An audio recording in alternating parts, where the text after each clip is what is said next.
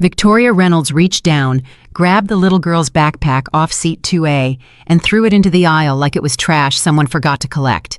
It skidded across the carpet and hit the galley wall. 9-year-old Lily Carter made a small sound, not a cry, just a sound, and the whole cabin heard it. Her father didn't shout. He didn't stand up.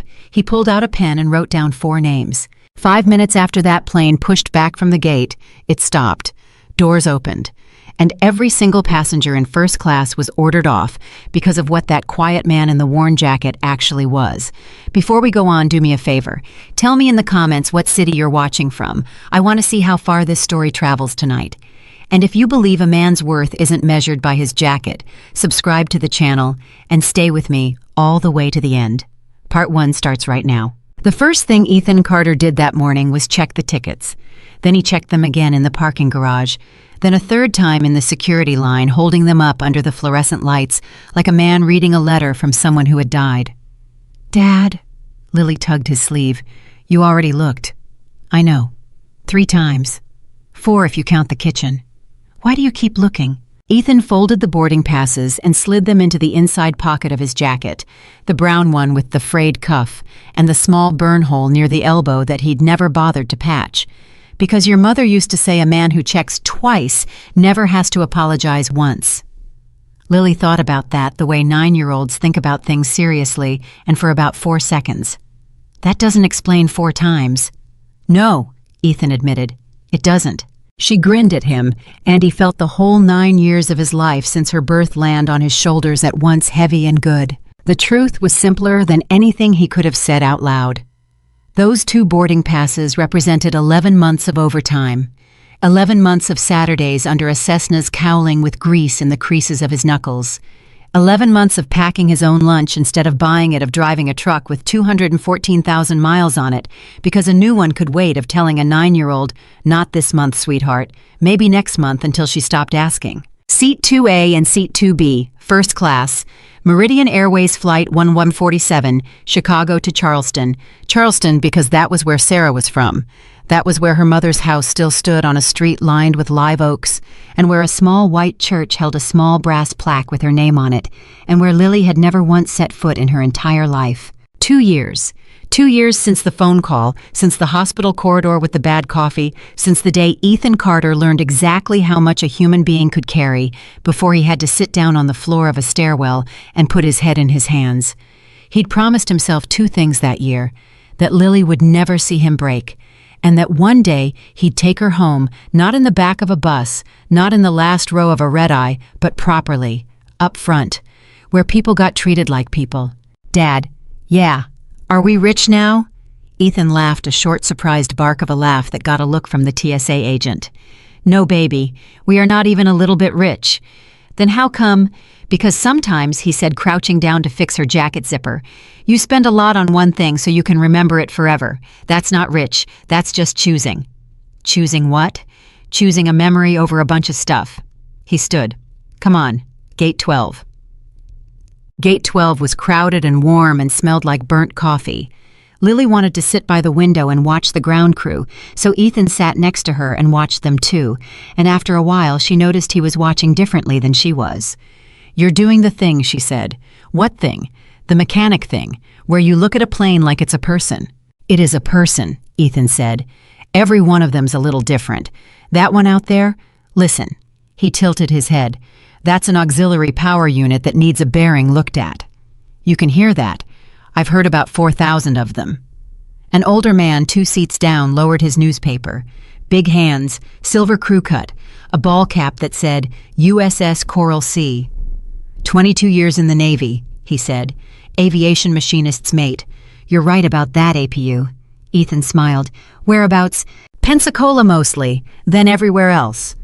The man extended a hand. "Walt Boyd." "Ethan Carter. This is my daughter Lily." "Ma'am." Walt gave Lily a small formal nod, which delighted her enormously. "First flight? First one ever," Lily said. "We're in first class." "Well now." Walt raised his eyebrows in a way that made it seem like the most impressive thing he'd heard in a year. "That's how it ought to be done. My dad saved up. Lily said, and Ethan felt his ears go hot, and he didn't say anything because he'd learned a long time ago that correcting a proud kid was a kind of theft. Walt looked at Ethan then. Just for a second. The look one working man gives another when he understands exactly what 11 months looks like. "Son," Walt said, "enjoy every minute." They boarded first, which Lily found almost unbearably exciting. "We go before everybody. We go before everybody. Even the people in line. Even them." She walked down that jet bridge like a woman entering a ballroom. Ethan walked behind her with her small purple backpack in one hand and his own duffel in the other, and he thought clearly and without any particular drama, "This is the best morning of my life since the day she was born." The flight attendant at the door was young, maybe 26, with a smile that arrived a half-second before her eyes did. Her name tag said, "Danielle." "Good morning. Boarding passes." Ethan handed them over. Danielle glanced down. "2A and 2B. Right this way." "Thank you." The cabin was quiet and cool. Wide leather seats 4 across. Lily stopped dead in the aisle. "Dad?" "I know. They're huge." "They are." "Is that a real blanket?" "That's a real blanket." "Can I keep it?" "No." "Can I use it?" "You can absolutely use it." She slid into 2A the window, and Ethan stowed her backpack under the seat in front of her, exactly the way he'd told her twice to do it herself, because that was what fathers did. Then he sat down in 2B, and for about 90 seconds, everything in Ethan Carter's world was correct. Lily pressed her forehead against the window. "You can see the whole airport." "You can." "Is that our plane's wing?" "That's our wing." "Is it strong?" Ethan leaned over and looked at it, a professional look, the kind he'd given 10,000 wings. "That wing," he said, "can hold up more than 3 times what it'll ever need to. It could take a beating you wouldn't believe and keep flying." "How do you know?" "Because that's my job, sweetheart. I know what holds." Lily settled back into the seat, pulled the blanket up to her chin, even though it was 72 degrees, and said in the smallest voice she had, "Mom would have liked this." Ethan didn't answer right away. He couldn't. "Yeah," he said finally, "she would have liked this a lot." Victoria Reynolds came aboard 8 minutes later, and the temperature in the cabin changed. She did not walk. She advanced. Camel coat heels that struck the floor like punctuation, a phone at her ear, and 2 assistants trailing her, one carrying a garment bag, and the other carrying nothing at all except a tablet and an expression of permanent apology. "No, tell him the number is the number. If Halloran wants to renegotiate, he can renegotiate with somebody else's money." A pause. "I don't care what his lawyer says. I've bought and sold 4 companies out from under men like that." Another pause. "Because they blink, Adam. They always blink." She ended the call without saying goodbye and finally looked up and stopped. Her eyes went to row 2, to the window seat, to the 9-year-old girl under the blanket. Then to the man in the brown jacket with the frayed cuff sitting beside her. Something moved across Victoria Reynolds' face. Not anger yet, something colder and quicker. Recalculation. "Danielle," she said without turning around. The flight attendant appeared instantly. "Ms. Reynolds, welcome aboard. It's always—" "Why is there a man in my seat?" Danielle's smile faltered. "I'm sorry." 2A. Victoria pointed with one finger, the way you'd point at a stain. "I fly this route twice a month. I sit in 2A. I have sat in 2A for 6 years. Let me just check for you." Danielle looked down at her tablet. Her thumb moved. Her expression did something complicated. "Ms. Reynolds, it looks like you're in 4C today." Silence. 4C. "Yes, ma'am." An aisle. "Yes, ma'am." "In row 4. I can see if anyone would be willing to—" "You can see." Victoria repeated the words as though tasting them and finding them spoiled. "Danielle, look at me. Do you know what my company spends with this airline annually?" "Ms. Reynolds, $680,000. My people, my board, my clients. I am not a passenger. I am a revenue stream." She smiled then, and it was a genuinely beautiful smile, which somehow made it worse. "Now fix it." Ethan had heard every word. So had everyone in the cabin. So had Lily, who had gone very still under her blanket the way children go still when adults get loud. He put his hand on her knee. "Hey, look at the wing." "Dad, look at the wing, sweetheart." Danielle came down the aisle. She crouched slightly beside row 2, which Ethan noticed the crouch, the softened voice, the technique they teach you for delivering bad news. "Sir, hi. Could I take a quick look at your boarding pass?" Ethan took it out and handed it over. He'd checked it 4 times. He knew what it said.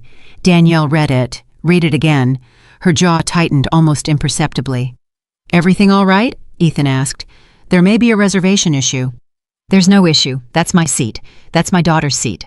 "I understand, sir. It's just that we're showing—" She stopped, tapped the tablet, tapped it again. "One moment." She walked to the galley.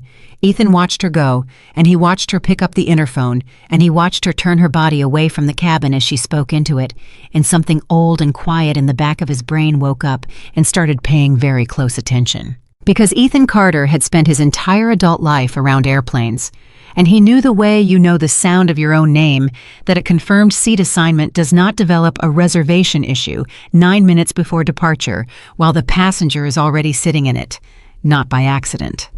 Victoria did not sit in 4C. She stood in the aisle beside it, arms folded, watching row 2 the way a hawk watches a field. Her assistant leaned in. "Ms. Reynolds, we could just—" "Don't. It's a 50-minute. Adam, if I let a 50-minute inconvenience happen to me, I have taught this airline that inconveniencing me is free." She didn't lower her voice at all. "Nothing about me is free." Walt Boyd, boarding with the main cabin, passed through first class on his way back and caught Ethan's eye. He didn't say anything. He just gave a small nod. "I see you, brother." Then Danielle came back and the flight manager came with her. His name tag said G. Hale. He was maybe 50, red-faced, with the particular energy of a man who had been called away from something and intended to solve this in under 90 seconds. "Folks, hi. Gregory Hale, I'm the ground operations manager for this station." He glanced at Ethan's jacket. It was quick. It wasn't quick enough. "We've got a seating conflict here. Can I see that pass?" "You can see it. It says 2A and 2B. I bought them 11 months ago." Sure.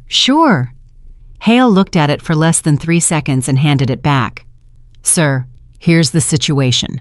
Our system's showing a duplicate assignment. When that happens, we go by original issuance, and unfortunately the original issuance here is showing Ms. Reynolds." Ethan went very still. "Say that again." "Original issuance shows—" "No, say the part where you looked at my ticket for 2 seconds and then told me a story." Hale's smile hardened.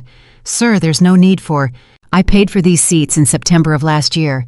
Ethan's voice never rose. Not once. That was the thing several people in that cabin would remember afterward, that he never raised his voice.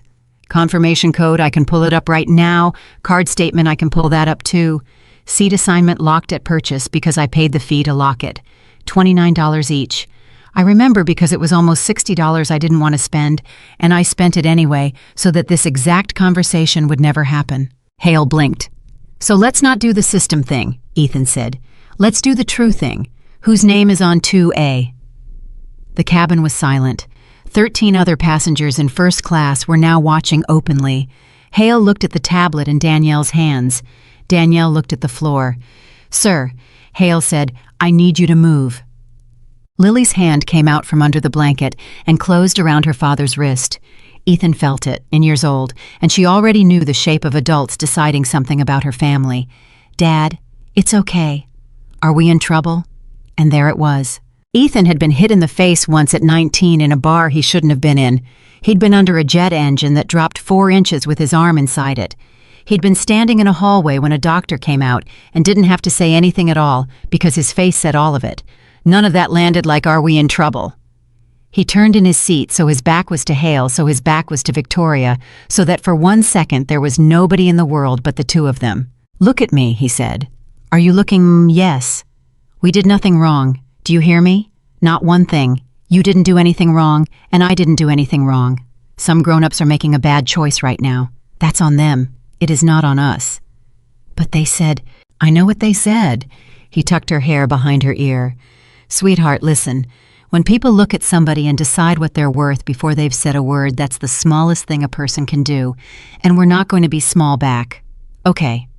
Lily's eyes were wet. She nodded. "That's my girl." He straightened up, and when he turned back around, his face had changed, not angry, cleared, like a man setting down a toolbox and picking up a different one. "Mr. Hale, Sir, I really do need... I heard you. I want to ask you something first, and I want you to answer it in front of everybody who's sitting here. Ethan's voice was calm and level, and it carried. Is there anything wrong with my ticket? Hale hesitated. It's a system. That's not what I asked. Is there anything wrong with the ticket I'm holding in my hand? No, sir. The ticket appears valid. Thank you. Ethan nodded once. Second question. Did anyone open my reservation record in the last 15 minutes? Danielle's head came up. It was fast, half a second. But Ethan caught it, and so did an accountant in 3D named Marcus Webb, who would later describe that exact half second to 3 different investigators. I wouldn't have that information, Hale said. You'd have it in about 4 keystrokes. Sir, because here's what I know. Ethan finally stood, and it was noticeable to everybody that he was taller than he'd looked, sitting down, and that his shoulders were the shoulders of a man who lifted things for a living. He wasn't threatening. He just took up his actual space for the first time. A locked seat assignment doesn't unlock itself. Somebody has to override it, and every override in your system leaves a name, a station code, and a timestamp. So if this is a computer error, that record's going to show a computer, and if it's not, he let the sentence sit there. It's going to show a person. Hale's face went from red to a shade nobody has a name for. From the aisle behind them, Victoria Reynolds laughed. It was a light, pleasant, absolutely devastating sound. Oh, for God's sake, she stepped forward. You've made your point. You're very well informed for a... And here she paused, and her eyes went deliberately and unhurriedly from Ethan's boots to his jeans to the burn hole in his jacket sleeve for a man in that jacket. Somebody in row 1 made a small noise. Ethan looked at her for a long moment. You want to say the rest of it? He asked. I'm sorry. You started a sentence and you quit halfway. Go ahead and finish it. There's a 9-year-old right here who's going to hear it either way, so you might as well say it clean. Victoria's chin lifted a fraction of an inch. I think, she said, that some people misunderstand what VIP means. What does it mean by, it means priority? Priority over what? Over inconvenience. Over people, Ethan said. That's what you mean. You just don't want to say it in front of the kid. Sir, Hale stepped between them. Sir, I'm going to have to ask you to lower... I haven't raised my voice one time. Ethan didn't look away from Victoria. Ma'am, I want to make sure I understand. You've got a valid seat on this airplane, 4C. Nobody's taking it from you. You'll land in Charleston at the same minute I do. So this isn't about getting there. It's about standards.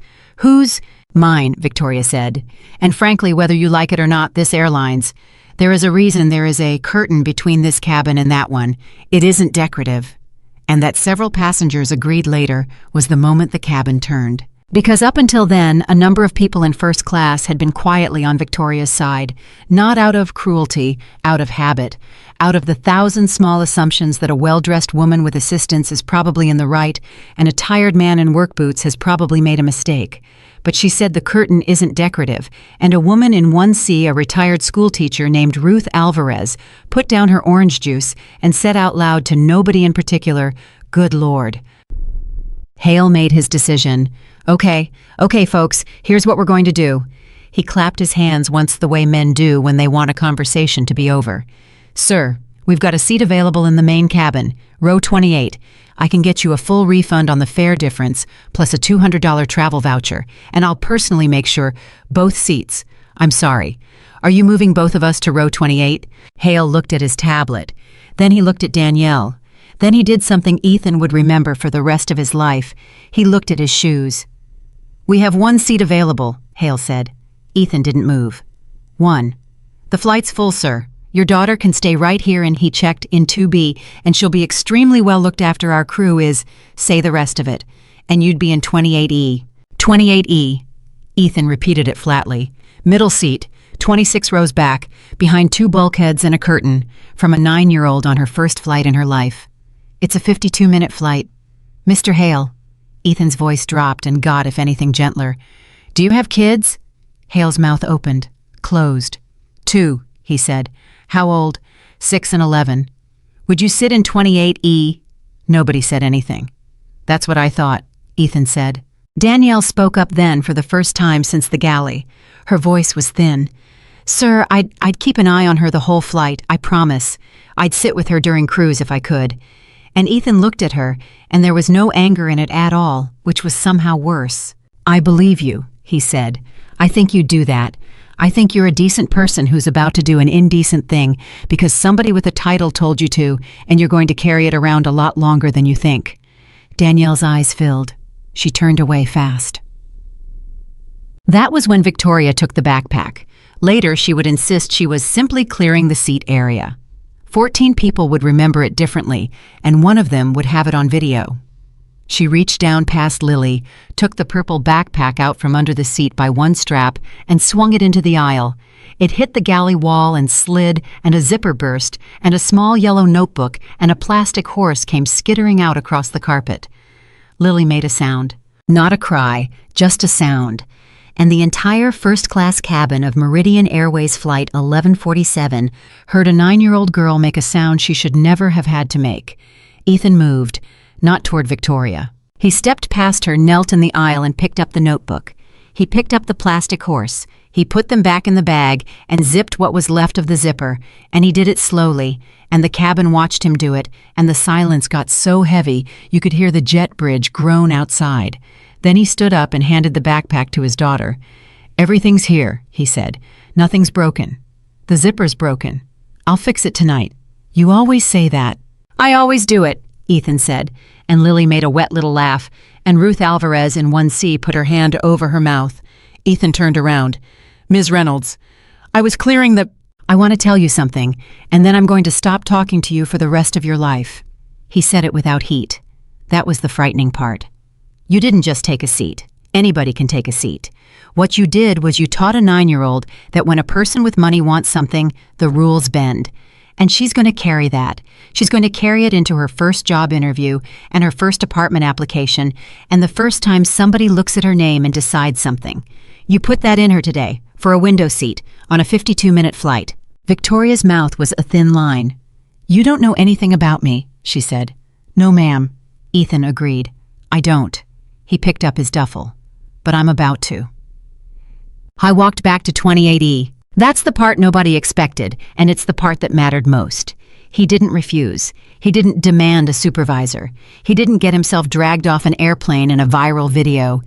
He knelt down one more time next to 2B, whispered something to his daughter that nobody else could hear, and then he picked up his bag, and he walked 26 rows to the back of the airplane, and he sat down in a middle seat between a college kid with headphones and a woman with a sleeping infant. And he took out his phone.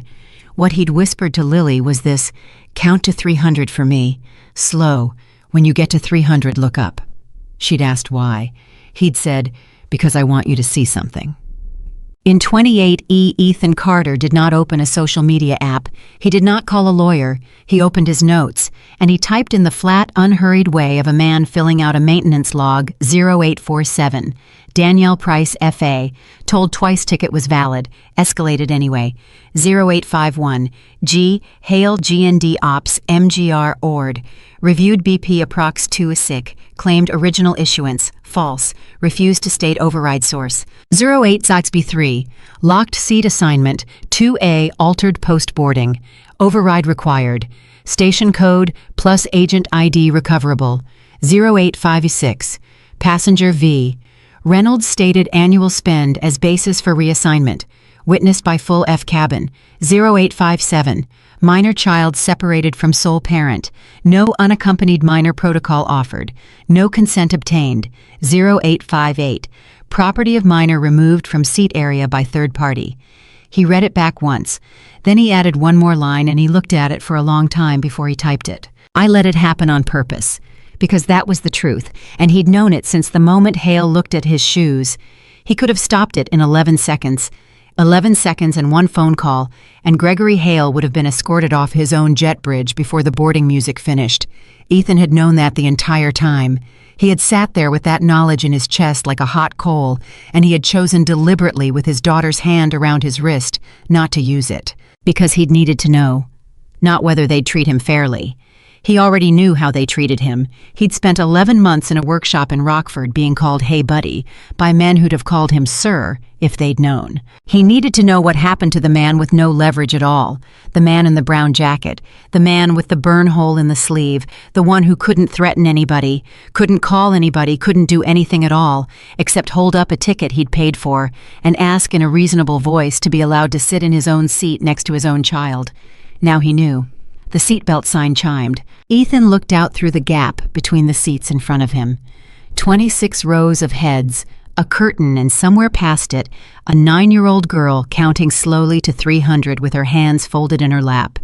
He hit the call button. The flight attendant in the back, a man in his 40s named Ray, leaned over. "Yes, sir. Everything okay? I need you to get a message to the flight deck." Ray's smile stayed, but his eyes sharpened. "Sir, we're about to push. Anything you need, I can—" "Ray." Ethan turned his phone around so the man could see the screen. "I need you to read this, and then I need you to decide very fast what kind of day you're going to have." Ray read it. His hand came off the seat back. "Sir," he said, and his voice had changed entirely, "would you please come with me to the forward galley?" "No," Ethan said. "I'm not going anywhere. I want it done from right here where 40 people can watch it get done. Tell the captain that." He handed Ray a card from his wallet, plain white, no logo, 11 digits, and nothing else. "And tell him to call that number before we move 1 inch." Ray looked at the card, then he looked at Ethan. Then he went up the aisle faster than any flight attendant has ever walked without technically running. In seat 2B, Lily Carter was at 211. She had her mother's habit of counting on the pads of her fingers instead of the tips. She had her father's habit of not crying where people could see.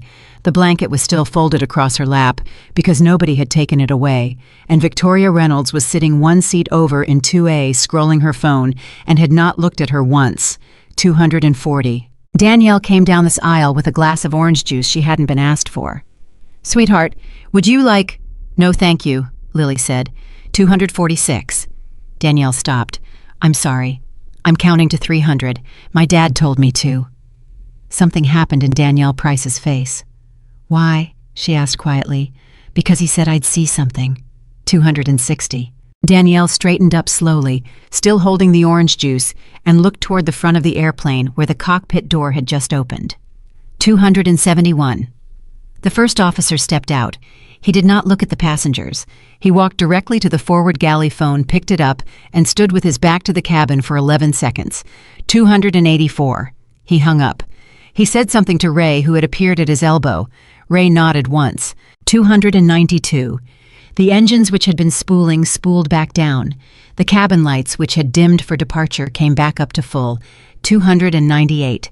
The jet bridge, which had pulled back from the aircraft door 4 minutes earlier, began with a low mechanical whine that every experienced traveler on that airplane recognized instantly, and none of them could believe to move forward again. 300.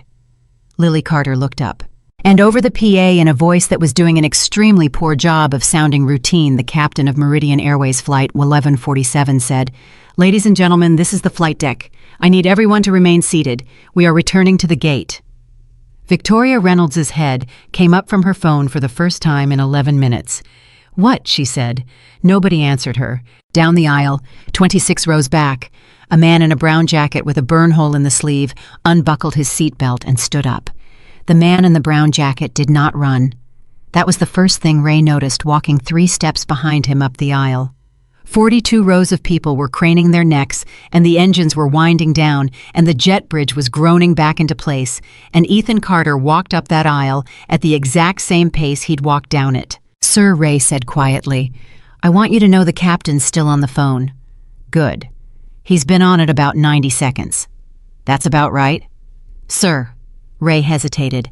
15 years of doing this job had given him a very fine instrument for measuring what was about to happen in a cabin, and the needle was buried. "Sir, can I ask what that number was?" Ethan didn't slow down. "Not yet." At row 20, a woman leaned into the aisle. "Excuse me, are we deplaning? I've got a connection in Charleston." "I don't know, ma'am." "Well, do you know what's happening?" "Yes, ma'am," Ethan said. "I do." He pushed the curtain aside with the back of his hand. First class had turned into a different country in the 11 minutes since he'd left it. Gregory Hale was standing in the forward galley with his tablet held against his chest like a shield, talking fast and low to a gate agent who had come aboard and was shaking her head. Danielle Price was standing at the door with her hands at her sides, not doing anything at all, which for a flight attendant is the loudest possible statement. Victoria Reynolds was on her phone in 2A with her legs crossed and her voice pitched to Carrie. "No, they've stopped the aircraft, yes. Stopped it. Adam, I want you to call Bergstrom's office directly, not the assistant, the office." And in 2B, a 9-year-old girl was sitting perfectly straight with a broken purple backpack in her lap, looking up. Ethan crouched in the aisle beside her. 300, Lily said. 300. The plane went backwards. It did. Dad? Her voice wobbled for the first time. Did we get in trouble? No, sweetheart. He put his hand over her small folded hands. Somebody else did. Hale saw him then. "Sir?" He came out of the galley at a speed that suggested he'd been waiting for a target. "Sir, you need to sit down. You are not permitted to be in this cabin. You have been reseated." Ethan stood up slowly. "Mr. Hale, you've been reseated to 28E and I need you to return to... Why is the airplane at the gate?" Hale's mouth worked. "That is an operational matter." "It's an operational matter." Ethan nodded like a man being handed a part number that didn't match the box. "Okay, then let me ask you an easier one. About 10 minutes ago you told me the original issuance on seat 2A was Ms. Reynolds. Do you still want to say that? I'm not going to litigate. It's a yes or a no. Sir, I have a departure to run." "You don't," Ethan said. "Not anymore. That's what the gate coming back means." Something shifted in Hale's face. He was a man who had spent 19 years learning that a raised voice and a badge and a clipboard would end almost any conversation on an airplane, and he was at that exact moment discovering the outer edge of that. So he reached for the last tool in the drawer. "Denise," he called to the gate agent, "get me the duty officer. We've got a disruptive passenger refusing crew instruction." The cabin heard it. Ruth Alvarez, the retired schoolteacher in 1C, took her reading glasses off. "Oh, absolutely not," she said. "Ma'am, this doesn't concern... I taught 4th grade for 31 years, young man, and I know a lie when it's told at volume." She turned in her seat to face the rest of the cabin. "Did anybody here hear that man raise his voice? Anybody one time?" Silence. Then from 3D, a soft, dry voice. "He never raised it once." Everyone looked. Marcus Webb, 44, forensic accountant, gray sweater, the sort of man airlines never notice. He had his phone and his hand screen up, and he lifted it slightly so Hale could see it. "I've been recording since the backpack," Marcus said. "That's 4 minutes and 11 seconds of continuous video. He never raised his voice, he never obstructed the aisle, and he complied with a crew instruction that I would very much like somebody to explain to me the legal basis for." Hale's jaw set. "Sir, recording crew members is against..." "No, it isn't," Marcus said. "It's against your policy, which is not a law, and your policy also says a confirmed seat can't be reassigned for revenue tier preference, and I'd like to talk about which of your policies we're taking seriously today." Somebody in row 1 laughed. It was not a friendly laugh. Victoria lowered her phone. "This is absurd," she said. "May I say something?" "Ma'am," Hale started. "May I say something?" She stood up. She was very good at standing up. "I have flown this airline 400 and some times. I have never not once asked for anything I was not entitled to. I asked a question at the door. One question. Everything that has happened since then has been the decision of your employees, not mine. If your people made an error, that is your people. I did not touch a keyboard." "That's true," Ethan said. Every head in the cabin turned. "I'm sorry," Victoria said. "You didn't touch a keyboard." Ethan looked at Hale. "He did. Or somebody standing next to him did. That's what I've been trying to get on the record for 20 minutes, and every time I ask, I get a word like issuance or operational." He turned back to Victoria. "You didn't change anything, ma'am. You just made it clear what you were worth, and then you stood in the aisle and let somebody else do the arithmetic." "That's a very poetic accusation." "It's not an accusation. It's the whole business model." Victoria's eyes narrowed. "Meaning what exactly?" "Meaning nobody in a company ever tells an employee to break a rule for a big customer," Ethan said. "You don't have to. You just make sure everybody knows who the big customer is, and then you look the other way when the rule breaks by itself. Then when it comes apart, you get to say exactly what you just said. I didn't touch a keyboard." For a moment, Half a second, no more, something flickered behind Victoria Reynolds's face that was not anger, then it was gone. "Who are you?" she said. "A guy who fixes airplanes." "No," she said. "You're not." The duty officer arrived 4 minutes later, and his name was Sergeant Dale Kowalski, Airport Police, 26 years on the job, and he came up the jet bridge expecting exactly what he'd been told. He was getting a hostile passenger in the forward cabin who'd refused reseating and was making threats about lawsuits. What he found was a full first-class cabin sitting in dead silence, a flight manager sweating through his collar, a little girl holding a broken backpack, and a man in work boots, standing calmly in the aisle with his hands visible and open at his sides, the way people do when they've thought about it in advance. Kowalski had been doing this long enough to read a room in under 3 seconds. "All right," he said. "Who called me?" "I did." Hale stepped forward fast. "Gregory Hale, Ground Ops.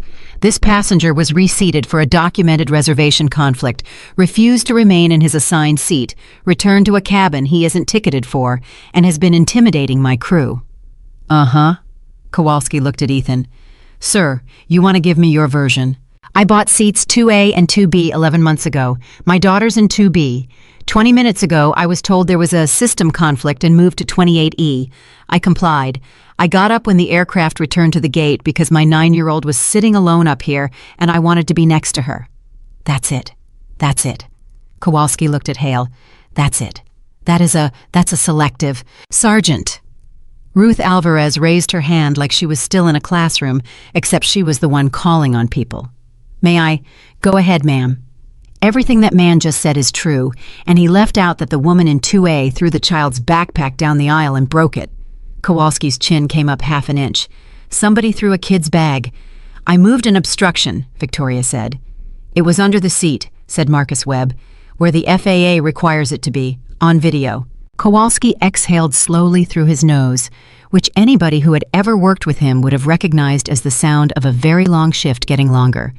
"Okay," he said. "Mr. Hale, walk me through the reservation conflict." Hale glanced at his tablet. "It's a system-generated duplicate." "Fine. Show me the duplicate."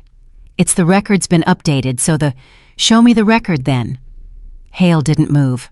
And that was the moment several people noticed it independently, and all of them mentioned it later, that Danielle Price, 26 years old, 3 years with the airline, stepped forward from the aircraft door where she had been standing very still for 11 minutes, doing nothing at all.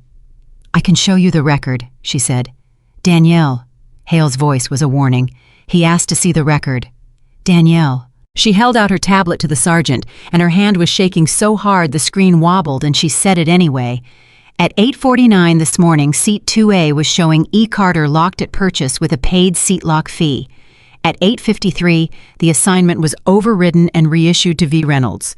The override was entered from Station Terminal ORD F14, which is the podium at Gate 12 under supervisor credentials.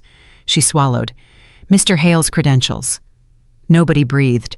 And at 8:55, Danielle said, a status flag was added to Mr. Carter's record. It says, "PAX voluntarily accepted downgrade." Ethan Carter closed his eyes for 1 second. Not in surprise. He'd known. He'd known since 28E, since the coal in his chest, since he'd typed, "I let it happen on purpose." But knowing a thing and hearing it read out loud in a quiet cabin are two different animals, and the second one has teeth. "I never said that," he said. "I never signed anything. Nobody asked me." "I know," Danielle said. "I was standing right there." "Who entered that flag?" Danielle looked at the screen, then at Hale, then at the floor. "Same credentials," she said. Kowalski took his hat off, which for him was a fairly extreme gesture. "Mr. Hale," he said, "I'm going to ask you one time in front of witnesses, and I'd think about it real carefully. Did you enter a note in a federal air carrier record stating that this man consented to something he did not consent to? That's a standard operational annotation. Yes or no? You don't understand how the system—" "It's not complicated," Ethan said quietly. "He wrote down that I agreed. I didn't agree. That's the whole thing. It's a notation. It's a document." Marcus Webb hadn't raised his voice either, and somehow that was becoming the tone of the entire cabin, everyone speaking softer and softer, while the thing at the center got louder. I do this for a living, Mr. Hale. When there's an incident, that's the record that gets pulled. That note isn't housekeeping. That note is the entire defense of your company in a claim, and you wrote it about a man who was sitting 26 rows back, holding his phone. Hale's tablet was trembling. I have a station to run. We had a 9-minute delay building. I made a call. You made a call, Ethan said. Yes, I made a call. That's my job. You make 100 calls a day, and half of them are ugly, and you pick the one that gets the airplane out the door. And which door was I standing in front of? Hale stopped. Say it, Ethan said. Because I've been standing here 25 minutes, and nobody in a uniform has said the true sentence out loud, and I would like somebody to say it before we go one step further. What was the actual reason you moved me? The cabin waited. Gregory Hale, 49 years old, 2 kids aged 6 and 19 years with Meridian Airways, a man who had once driven 40 miles in an ice storm to bring a lost wheelchair to an 80-year-old woman's hotel because he couldn't stand the thought of her waking up without it, stood in the aisle of a stopped airplane and heard himself say, because she was going to make a phone call and you weren't. Ruth Alvarez made a small sound. That's it, Hale said, and his voice cracked open. That's it. That's the reason, okay? She spends $600,000 a year, and she knows 2 vice presidents by their first names. And you had a paper ticket sleeve and a kid in a jacket. And I have had 4 escalations this quarter and 1 more, and I'm on a plan, and I looked at both of you, and I did the math in about 6 seconds, and I picked the one who couldn't hurt me. Nobody said anything for a long moment. Then Ethan said, "Thank you." Hale looked up, wrecked. "Thank you. That's the first honest sentence I've heard on this airplane." Ethan's voice had no cruelty in it at all. "And it's going to matter later. Remember that you said it." Victoria Reynolds had been quiet for 3 minutes, which for her was a geological era. "May I make an observation?" she said. "Ma'am, I'd sit down," Kowalski said. "I'll stand." She smoothed her coat. "Everyone in this cabin is currently enjoying a very satisfying story. The heartless rich woman, the noble working man, the little girl. It's tidy. I understand the appeal." "Ms. Reynolds, but I want to point out something since we're being honest." She looked around the cabin, and her eyes stopped at nobody in particular, which was the trick of it. "Not one of you said a word." The temperature dropped. "For 20 minutes, she said, that man stood there with a valid ticket and a child, and 13 of you sat in these seats and watched, and every one of you knew. You knew when the manager wouldn't answer his question. You knew when they offered him 1 seat instead of 2. And you all found something extremely interesting in your magazines." She let it sit. "You're angry at me. Fine. But you were comfortable right up until the moment it became fashionable not to be. So let's not pretend there are 12 heroes and 1 villain on this airplane. It landed. That was the terrible part. It landed hard, and several people looked at their hands, and then a voice came through the curtain from the main cabin. "She's right." Everyone turned. Walt Boyd was standing in the gap of the curtain in his USS Coral Sea cap, holding the seat backs on both sides, the way a big man does when an airplane isn't moving, but his knees don't know that. "Sir, you need to stay in the 22 years Navy," Walt said. "I know how to stand in a corridor." He looked at Victoria. "Ma'am, you're right. And you're the last person in the world who's got a right to say it, but you're right." Then he looked at the cabin. "I was in the boarding lounge with this man. He told me his wife passed. He told me he'd been saving 11 months. And when they walked him back past row 28, I saw him go by and I thought about it. I thought that's not right. And I told myself somebody else would handle it." He took his cap off. "I'm 68 years old," he said. "And I sat there." Ruth Alvarez was crying quietly and furiously, the way people cry when they're mad at themselves. "I moved my knees," she said. "That's all I did. When he walked past, I moved my knees so he could get by, and I said, 'Excuse me,' to him." "Ma'am," Ethan started. "No." She held up a hand. "No, don't you dare be gracious about it. I taught children for 31 years that if they see something wrong, they say something, and this morning I said, 'Excuse me,' and drank my orange juice." Lily tugged her father's sleeve. "Dad?" "Yeah, baby. Why is everybody sad?" Ethan crouched down beside 2B again. The whole cabin could hear him, and he didn't try to stop them. "They're not sad, sweetheart. There's something worse. They're embarrassed." "About what?" "About the part where being quiet felt like being polite." Lily thought about it. "Were you quiet too?" And there it was again, the kid finding with absolute unerring instinct the exact soft spot under the ribs. "Yeah," Ethan said. "I was." "Why?" He glanced up. 14 adults were waiting for the answer to a 9-year-old's question. "Because I wanted to know how bad it was," he said. "Sweetheart, if I'd stopped it in the first minute, I'd have found out how they treat me. I already know that. I wanted to know how they treat somebody who's got nothing to hit back with." He tucked her hair behind her ear. "And that means I let it happen to you a little longer than I had to. And I'm going to be sorry about that for a while." Lily looked at him with those enormous, serious eyes. "Did you find out?" "I did." "Was it bad?" "It was bad," Ethan said. Denise, the gate agent, came back up the jet bridge fast, and she came in without knocking on anything.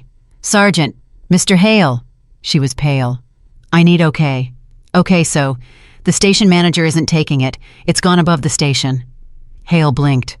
Above Bergstrom. Way above Bergstrom. "What does that mean?" "It means I got a call from a 302 area code," Denise said, "and the man on it said the words, 'Hold the aircraft, hold the crew, hold the gate, nobody leaves.' And then he said something about a compliance hold, and then he asked me to confirm the spelling of your name twice." The blood went out of Gregory Hale's face like a plug had been pulled. "Twice. Twice." Danielle put her hand over her mouth. Victoria Reynolds turned very slowly toward the man in the brown jacket. "Who did you call?" she said. "I didn't call anybody," Ethan said. "I gave a man a card and asked the captain to dial it." "Whose card?" "Mine." "You said you fix airplanes." "I do fix airplanes," Ethan said. "That part was true. What's the rest of it?" And Ethan Carter looked at her for a long moment, and everyone in that cabin later swore they saw him decide something. "Ma'am," he said, "in about 10 minutes, some people are going to walk through that door, and I'd rather you heard it from them than from me. Because if I tell you now, you'll think this was a trap. And it wasn't a trap. I didn't want any of this. I wanted to sit next to my kid." "That's not an answer." "No," he agreed. "It's not."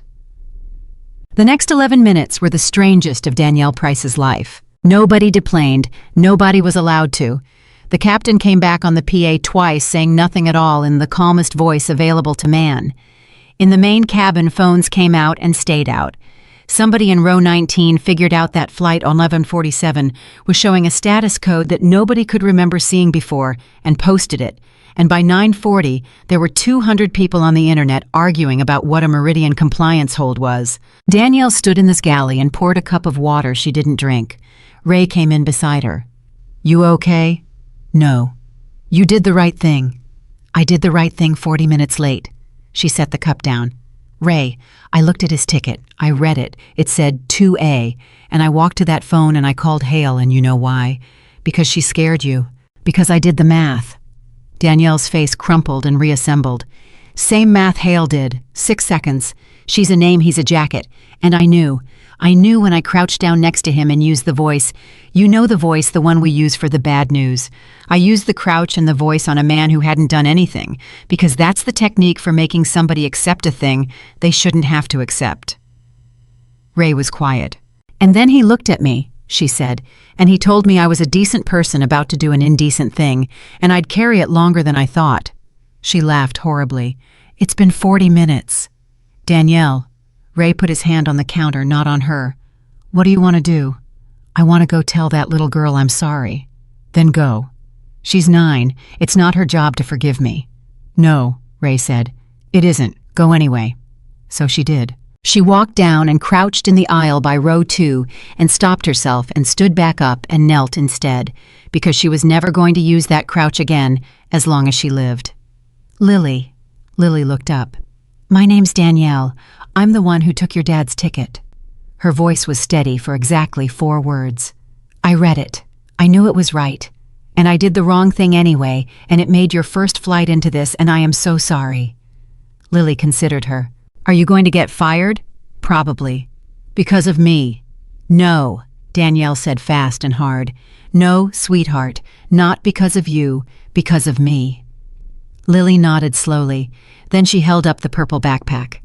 "The zipper's broken," she said, "but my dad fixes things." Danielle made a sound that was mostly not a laugh. "Yeah," she said, "I'm getting that."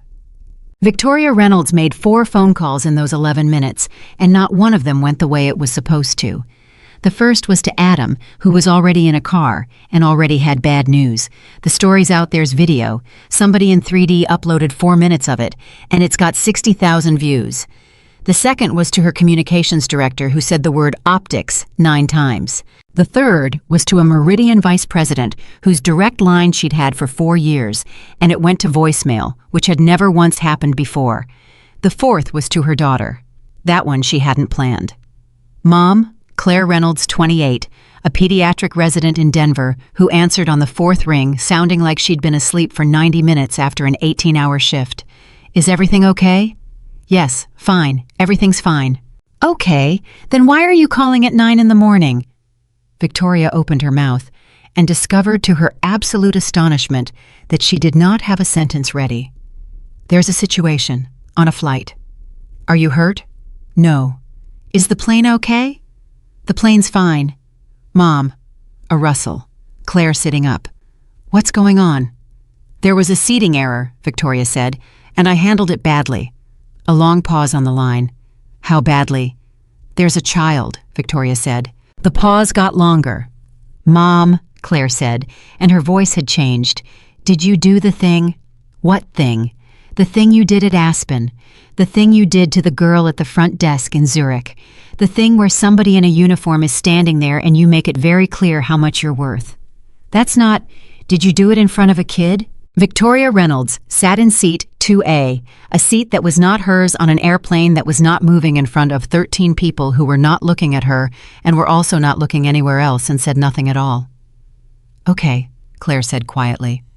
Okay, I have to go back to sleep. Call me when you land. Claire. Mom. Her daughter's voice was tired in a way that had nothing to do with the shift. You know what the worst part is? I wasn't surprised. Not for a second. The line went dead. Victoria lowered the phone very slowly and set it face down on the armrest. 2 feet away, a 9-year-old girl was showing a broken zipper to a flight attendant. At 9:52, the sound of the jet bridge door changed. Everybody heard it. Airplanes have a small vocabulary of sounds, and this was one of them, and it meant somebody had come through the outer door and was coming down. Kowalski put his hat back on. Denise stepped out of the way. Hale, and this was the detail Marcus Webb's video would capture, and the internet would replay 4 million times. Gregory Hale straightened his tie. Footsteps. More than 2 people. Nobody talking, which was somehow the worst sign of all. Danielle stood up from beside row 2. Walt Boyd, still in the curtain gap, muttered, "Here we go." And the door filled. 4 people came aboard. A woman in her 60s in a navy suit with a laminate on a lanyard that read Meridian Corporate. A younger man with a laptop bag and the particular gray complexion of someone who had been on a conference call since 9:04. A woman with a legal pad. And behind them a tall man with white hair and a scar on the back of one hand who did not have a laminate at all, because in 31 years nobody at that company had ever once asked him for one. The woman in navy scanned the cabin fast the way people do when they've been given a name and no face. "I'm looking for," she started, and the white-haired man stepped past her, looked down the aisle and stopped. He looked at the man in the brown work jacket with the burn hole in the sleeve standing beside seat 2B with his hand on a 9-year-old's shoulder. And he said out loud in a voice that carried the whole length of first class, "Oh, hell." Nobody moved. "Ethan," the white-haired man said, "Son, please tell me you weren't on this one." Gregory Hale turned his head very slowly. Victoria Reynolds looked up from the armrest, and Ethan Carter said, "Hey, Mac? Yeah, I was on this one." "Hey, Mac? Yeah, I was on this one."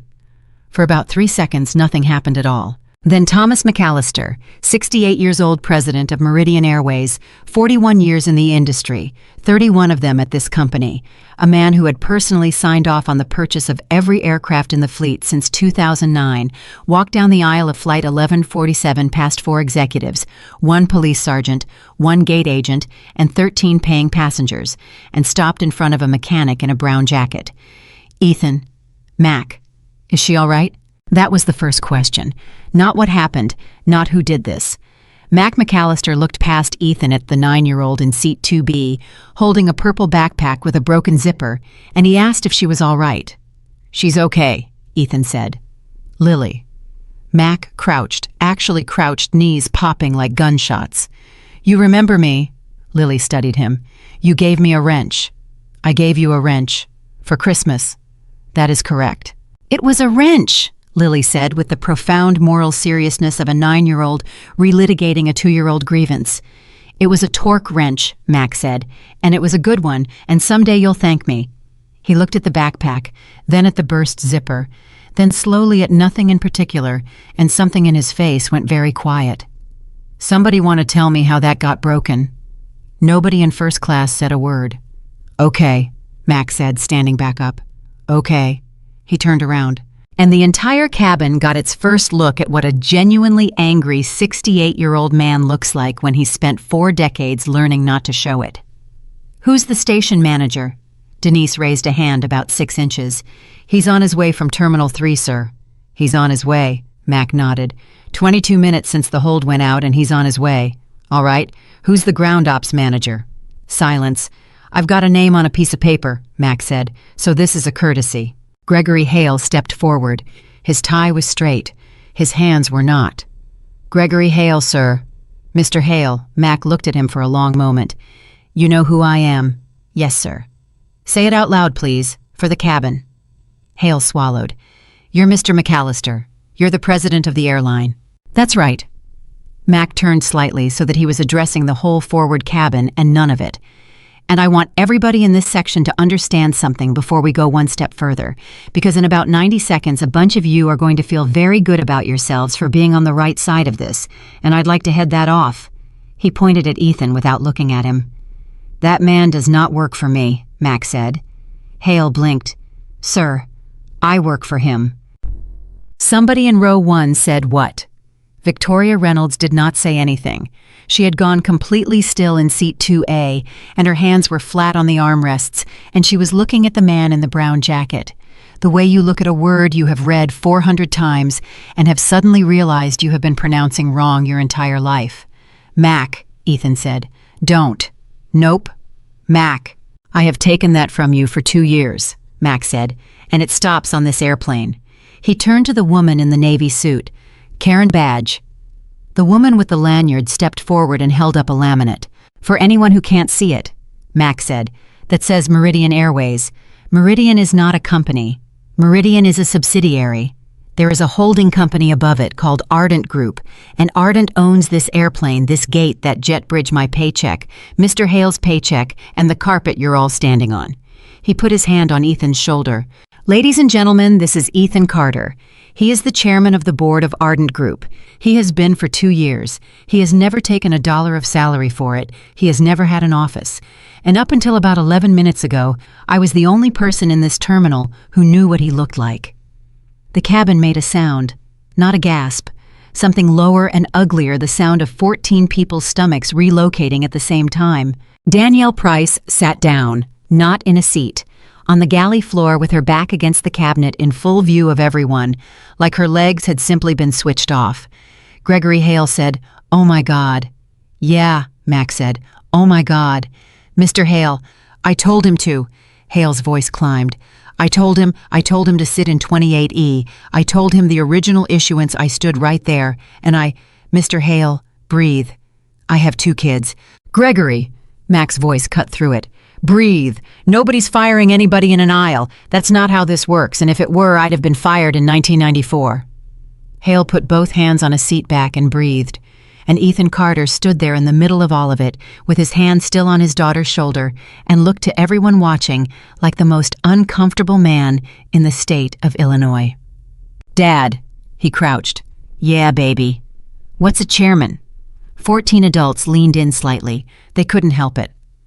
It's a job where you sit in a room 4 times a year, Ethan said, and a bunch of people who are much smarter than me explain things, and then I ask questions until somebody tells me the truth. Is it a good job? It's a boring job. Is it your real job? No, Ethan said. My real job's the engines. Lily thought about that. Then she said the thing that Marcus Webb's video caught in perfect audio and that 4 million people would hear within 36 hours. So you're the boss of the airplane? No, sweetheart.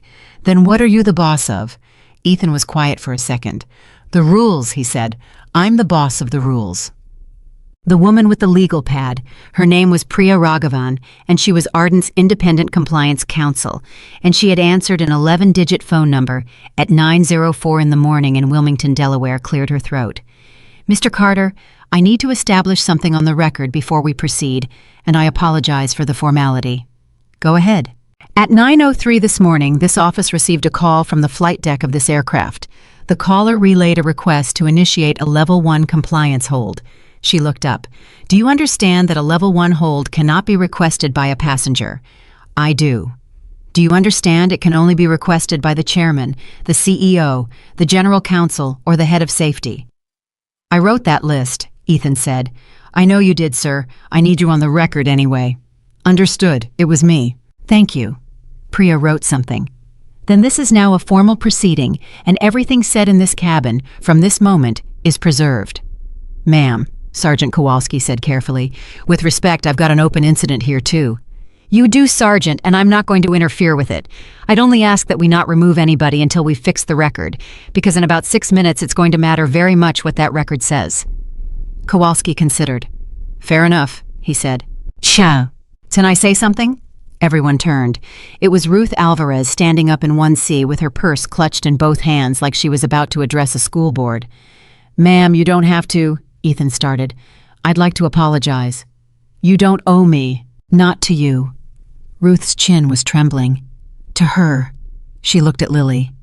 "Young lady, my name is Ruth. When they made your daddy walk to the back of this airplane, I moved my knees so he could get past and I said, 'Excuse me,' and then I read my magazine. And I want you to know that a grown woman who taught 4th graders for 31 years sat 8 feet from you and did nothing, and I'd like to say sorry for it out loud where everybody can hear." Lily looked at her father. "You can say whatever you want, sweetheart," Ethan said. "Or nothing." Lily looked back at Ruth. "Okay," she said. Ruth burst into tears and sat down. "Mr. Carter," Priya again, "I have the record open. Would you like it read?" "Not yet." Ethan stood up. "There's something I want to do first, and I want to do it before anybody in a suit says another word, because after that it stops being real. Sir." He turned to the cabin. "Ma'am, sir, all of you." He put his hands in his jacket pockets.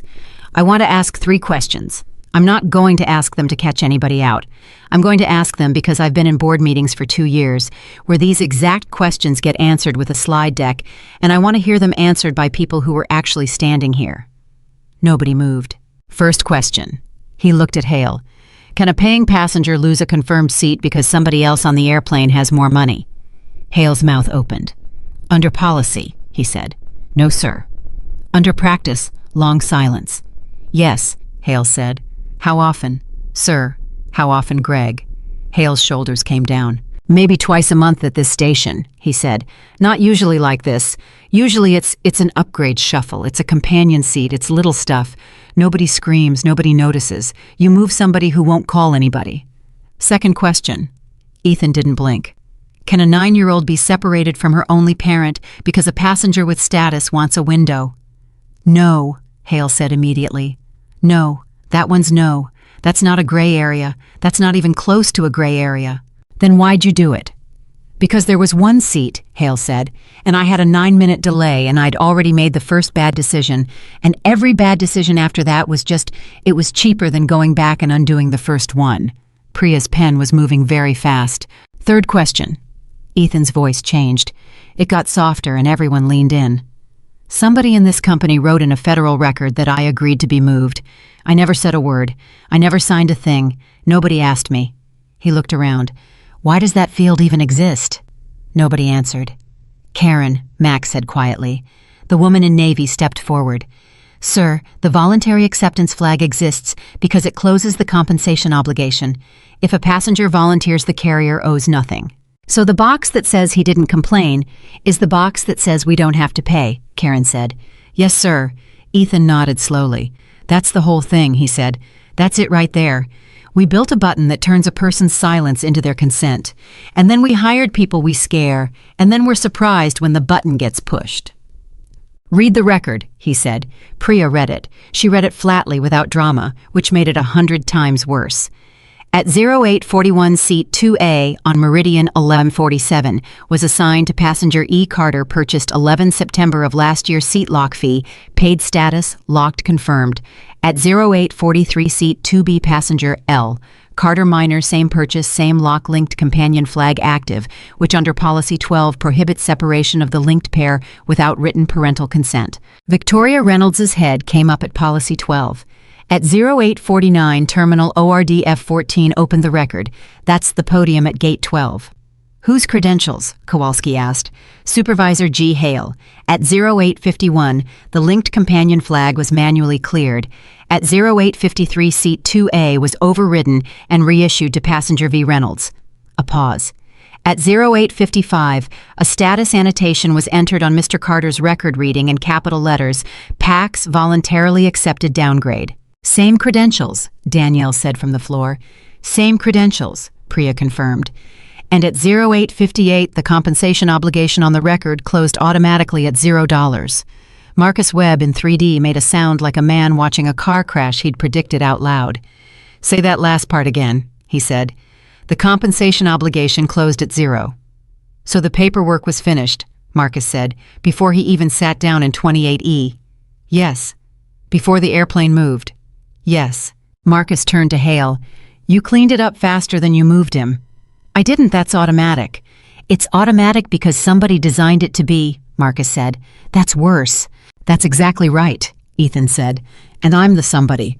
That system got built on my watch. That's what nobody in this cabin has said yet, so I'll say it. I've sat in 4 board meetings a year for 2 years, and I signed off on architecture. I never once read line by line, and this morning I found out what it does to a man in a brown jacket. And the only reason I found out is that the man in the brown jacket happened to be me. Max said, Ethan, don't. You want to say the rest of it, or you want me to? Ethan looked at him. I'll say it, he said. He sat down on the armrest of 1D, which is not a thing chairmen do, and rubbed his face with one hand. 2 years ago in March, he said, my wife got on an airplane in Charlotte. The cabin went absolutely silent. Sarah, she was 34. She'd had a scan on a Tuesday, and she was flying home Wednesday to tell me what it said because she didn't want to tell me on the phone. He looked at his hands. She was sick, and she looked sick. She had a scarf on. She'd lost about 30 pounds by then. And she had a seat in the front of that airplane because her doctor wanted her close to the door, and there was a note on her reservation, and a gate agent moved her to row 31 because a man in a suit wanted to sit with his colleague. Nobody breathed.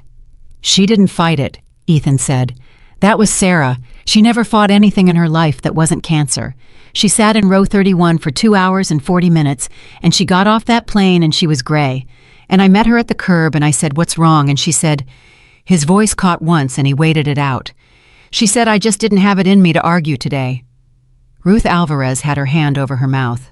She lived 11 more months, Ethan said. That flight didn't kill her. I want to be clear about that because I've had 2 years to be honest about it, and I'm not going to start lying in an aisle. That flight didn't kill my wife. But it took a day from her. It took one of her last good days, and it made her feel like a piece of furniture somebody moved. He looked up. Her father built this airline. Victoria Reynolds's hand went to her mouth. Ray Sutherland, Mac said quietly. Started with 2 turboprops and a hangar in Rockford in 1978. I was his mechanic. Ethan was mine. Sarah had the controlling interest, Ethan said. She never wanted it. She was a music teacher. When she died, it went to me and Lillian Trust, and I sat in a room with 9 lawyers who all wanted to know what I was going to do with it. And I told them I was going to keep fixing engines, and they could keep running the company, and I'd take 1 seat on the board and 1 rule. Policy 12, Priya said. We called it the Sarah Rule for about a week, and then legal made us stop. Ethan almost smiled. It's 4 paragraphs. It says a confirmed seat is a contract, not a suggestion. It says status doesn't move people. It says a linked child and parent don't get separated for any reason short of safety. And it says any employee who refuses an unlawful reseating instruction is protected from discipline. He looked directly at Danielle Price sitting on the galley floor. That last paragraph's been in the manual for 22 months, he said. Did you know it was there? Danielle's face was wet. No, sir. Did anybody ever tell you? No, sir. Was it in training? It was a slide, Danielle said. There was a compliance module in the spring, 41 slides. You click through them on your phone. I'm sorry, I don't remember it. Don't apologize, Ethan said. That's my failure, not yours. I wrote a rule to protect people and then I let it get delivered as slide 19 of 41. He turned. Mac. Yeah, slide 19 of 41. I heard it, Mac said grimly. I'm going to hear it in my sleep. Mr. Carter. It was the first thing Victoria Reynolds had said in 11 minutes. She stood up out of 2A. Slowly, and without any of the sound she usually made. May I ask you something? Kowalski shifted his weight. Priya's pen stopped. Go ahead, Ethan said. You're 10 o'clock. Victoria's voice was strange level, but with something scraped out of it. You have a meeting in Charleston at 10 this morning. Ardent Group Board Conference Room, 4 items on the agenda. That's right. Item 3 is a $200 million regional acquisition. Item 3, Ethan agreed, is Reynolds Vantage Capital. I've been trying to get in front of the chairman of Ardent Group for 2 years, Victoria said. 2 years. I've had 4 meetings with your CFO and 3 with your general counsel, and every single one of them ended with somebody telling me the chairman doesn't take meetings. She laughed. It came out wrong. And this morning I got on an airplane and I saw a man in a work jacket sitting in my seat. It wasn't your seat, ma'am. No, she said. It wasn't. The cabin was so quiet you could hear the jet bridge settling. You knew, Victoria said. When I got on, you knew who I was. I recognized you. You knew we had a meeting in 4 hours. Yes. And you sat there. Yes. Why?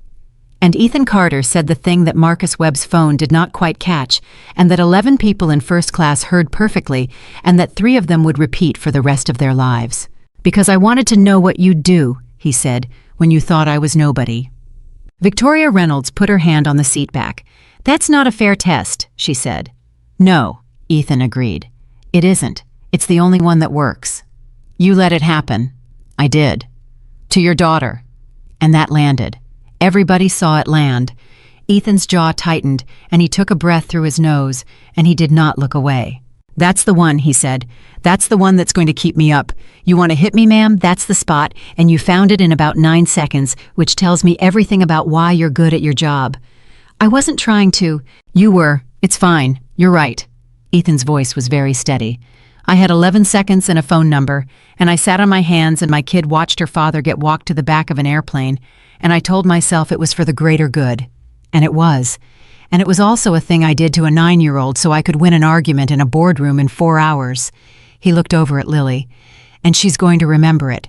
So there's 2 people on this airplane who did something to that kid this morning. I'm one of them. Nobody said a word. Victoria's eyes were bright and hard. Then we're both... No, ma'am, Ethan said. We are not both anything, and I want to be extremely clear about that because I'd rather you heard it now than from a lawyer. He straightened up. I did something selfish. You did something cruel. Those are not the same animal, and they don't get to shake hands and call it even. I'll answer for mine. And I'll answer for mine, Victoria said. You'll do more than that. Meaning I don't care about your $200 million. Ethan's voice never rose. 14 people would swear to that. Item 3's dead. It was dead the second the backpack hit the wall, and it wasn't a decision, it was just arithmetic. But that's not what I want from you. Then what do you want? Ethan pointed at seat 2B. You threw a 9-year-old's bag down an aisle, he said, and every adult in this cabin watched you do it, and not one of them stopped you, including me. So I don't want your money and I don't want your apology to me. I want you to think all the way to Charleston about how easy that was. Max stepped in then because he'd been watching Ethan's hands and he'd seen the shake starting. All right, he said. Karen Priya Sargent, here's what's happening in the next 10 minutes, and I want it done clean because there's 400 people on the internet already, and by lunch it'll be 4 million. Sir, Denise said faintly, it's already 4 million. Mac closed his eyes for a second. Course it is. He opened them. Fine, then let's do it right and let them watch. Karen, this aircraft doesn't move today. Not with this crew, not with this manifest, not with this record. I want 1,147 canceled and recovered on the 1414 with a fresh crew and a fresh operating plan. Sir, that's 181 passengers. 181 passengers, Mac said.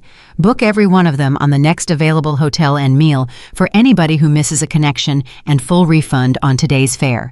Every seat, front to back. Full refund on front to back, Karen. Karen wrote it down. Second thing. Mac turned to the cabin. Ladies and gentlemen, I have to ask everybody in this forward section to deplane. Somebody said, everybody. Everybody, and I'm sorry, and here's why, and you deserve the real reason and not the announcement version. Mac put his hands behind his back. There are 14 people in this cabin who saw what happened this morning, and there is a police sergeant with an open incident, and there is a federal record that says something that isn't true. If I let you all fly to Charleston and scatter that record stands, and this becomes 14 different stories on the internet, and nothing changes. If you get off this airplane and give 30 minutes to that woman with the legal pad, it becomes a document. And documents are the only thing that has ever once made a company like mine behave. Ruth Alvarez stood up immediately. I'll give her 3 hours. Ma'am, 30 minutes is plenty. I'll give her 3 hours anyway. Marcus Webb was already unbuckling. I've got 4 minutes, 11 seconds of video and a timestamp. Where do you want it? Miss Raghavan, Mac said. Bless you, sir. One by one, they stood up. All of them. Row 1, row 2, row 3, row 4. 14 adults in a first-class cabin filing off an airplane that wasn't going anywhere past a 9-year-old girl holding a broken backpack, and every single one of them, Priya's notes would record this, and so would Marcus's video, every single one of them stopped at row 2 on the way out and said something to her. Sorry, sweetheart. You were real brave, honey. I should have said something. I'm sorry I didn't. Your daddy's a good man. Lily said, okay, 13 times, and then to the 14th, a man in his 70s who couldn't get any words out at all, and just put his hand on the seat back and shook his head. Lily said, it's okay, he's going to fix the zipper. The man had to be helped up the aisle. Victoria Reynolds was the last one standing in the cabin. Ms. Reynolds, Kowalski said, I'm going to need to speak with you separately. About the bag. About the bag. Am I under arrest? No, ma'am. You're going to have a conversation with me in a room with a door, and then a lawyer is going to have a much longer one with you. Kowalski's voice was not unkind. You want my advice? Don't say I moved an obstruction again. Not to me, not to her, not to anybody. 14 people watched. It doesn't work, and every time you say it, it costs you something you're going to want later. Victoria was quiet. All right, she said. She picked up her coat. Then she stopped at row 2, and every person still in that cabin tensed at once. Lily, she said. Ethan moved half a step. He didn't say anything, but he moved half a step, and Victoria saw him do it, and something crossed her face. I'm not going to apologize to you right now, Victoria said to the girl, because you'd have to say it's okay and it isn't okay, and you're 9 and it's not your job to make me feel better, so I'm not going to put that on you. She adjusted her coat. I'm going to do it in writing, to your dad, when it costs me something. Lily looked up at her. You broke my zipper, she said. I did. That was my mom's backpack. Victoria Reynolds stopped breathing. It was hers when she was little, Lily said. Grandma gave it to me. It's the only one. Nobody in the cabin moved. I didn't know that, Victoria said. I know, Lily said. You didn't ask. Victoria Reynolds walked off that airplane without another word, and she did not look at anyone, and Sergeant Dale Kowalski, who had spent 26 years watching people get off airplanes badly, said afterward that in all that time he had never seen someone get smaller in 11 steps. Then it was just the crew, the executives, the sergeant, and the Carters, and Gregory Hale. I was still standing exactly where he'd been standing for 20 minutes, holding his tablet against his chest, and when Mac turned toward him, he flinched like a man expecting a swing. Mr. Hale. Sir, you're relieved of duty pending investigation. You'll be paid. You'll have representation. You'll have a hearing, and you'll have the chance to say everything you want to say. Mac's voice was flat and even. Do you understand? Yes, sir. Give Denise your badge. Hale took the lanyard off over his head. His hands weren't shaking anymore. That was almost worse. He handed it over, and Denise took it, and neither of them looked at each other. Mr. McAllister. Hale's voice was thin. May I say one thing to Mr. Carter? Mac looked at Ethan. Ethan nodded. Go ahead, Mac said. Hale turned. I want to say it in front of the sergeant, he said, and the lawyer and everybody, because I already said the true sentence once today, and I'm not going to walk it back now that it costs me. He took a breath. I moved you because you couldn't hurt me. That's the reason. Not the system, not the delay, not the duplicate. I looked at a man with a kid and a jacket, and I decided he had nothing, and I moved him. I know, Ethan said. I've been doing it for 19 years. I know that too. And Hale's voice broke completely. I've been good at this job. That's the part I can't. I drove 40 miles in an ice storm once to bring a lady her wheelchair. I've got a wall of letters in my office. I'm not, sir. I am not a bad man. No, Ethan said. You're not. Then how'd I get here? And Ethan Carter looked at him for a long moment. 6 seconds at a time, he said. Hale nodded. He wiped his face with the back of his wrist, the way men do when they've decided they're not going to do it with their hands. Sir, for what it's worth, your rule, Policy 12. He looked up. I knew it existed. Priya's pen stopped. Say that again, Mac said. I knew it existed, Hale said. I didn't read it. I knew there was a thing about seat locks and linked kids, because it came down 2 years ago, and everybody in ground ops complained about it for a week, and then he shrugged helplessly. We just went back to doing it the way we do it, because nobody ever checked. In 2 years, nobody from corporate ever once pulled an override log at this station and asked why. Nobody said anything. That's the answer to your question, sir, Hale said. You asked how often. Twice a month. And the reason it's twice a month isn't that we're all cruel. It's that in 2 years, not one single person has ever asked. He handed Denise his tablet. I'll be in the break room, he said, and walked off the airplane. Mac McAllister stood in the aisle of an empty first-class cabin and put both hands over his face. 2 years, he said. Mac. 2 years, Ethan. You wrote it. I signed it. We announced it. We put it in the manual. We made a slide. He dropped his hands. And not one person in this company ever pulled a log to see if anybody was following it. Did anybody's bonus depend on it? Mac didn't answer. Did it? No, Mac said. Did anybody's bonus depend on on-time departure percentage at this station? Yes. There it is. Ethan sat down heavily in seat 1D. We told them dignity was the rule, and we paid them for minutes. 9-minute delay. That's what I was this morning. I wasn't a man with a ticket. I was 9 minutes. Priya looked up from her pad. Mr. Carter, I have to ask. You said the acquisition is dead. Do you want that reflected as a board decision or a chairman's directive? Neither. Put it as pending review. Mac's head came up. Pending Ethan, she threw a kid's bag. She did. And you're leaving it open. I'm leaving it open, Ethan said, because if I kill a $200 million deal from an airplane aisle 4 hours after she insulted me personally, then every headline tomorrow says chairman punishes woman who took his seat. And that's a story about me. And I don't want a story about me. He looked up. I want a story about seat locks and override logs and a company that never once checked. Nobody clicks on that, so I'm going to have to make them. Priya wrote pending review. Mr. Carter. Danielle Price had gotten up off the galley floor. Before I know I'm probably done here, and that's fine, and I'm not asking. But there's something you should see, and if I get walked out of here in 10 minutes, nobody's going to look for it. What is it? She held out Hale's tablet. When I pulled your override log, she said, the system showed it in a list, because it groups them, by station and credential. She swallowed. Yours wasn't the only one. The cabin got very quiet. Ethan took the tablet. How many? At this station this month. Danielle's voice was barely there. 19. Max swore under his breath. 19 manual seat overrides on locked assignments at Gate 12 alone, Danielle said. Since the first. Ethan scrolled and stopped. Priya. Sir. Come look at this. She came. So did Mac. So did Karen with the lanyard. 14 days ago, Ethan said. Same terminal, same credential. Locked seat, linked companion flag, cleared passenger, reassigned to row 33. Priya leaned in. Who's the passenger? Doesn't say a name in this view, just an initial and a status code. Ethan's voice had gone very flat.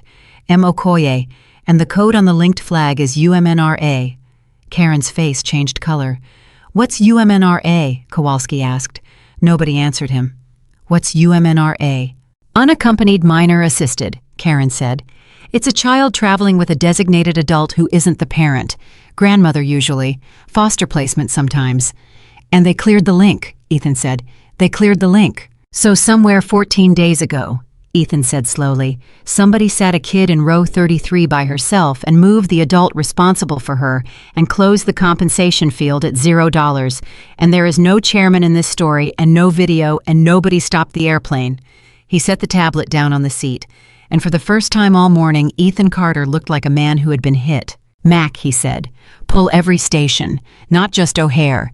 Every station in the system, 24 months, every manual override on a locked seat with a linked miner.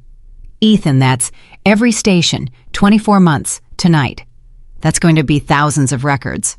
Yeah, Ethan said, that's what I'm afraid of. They did not fly to Charleston that day.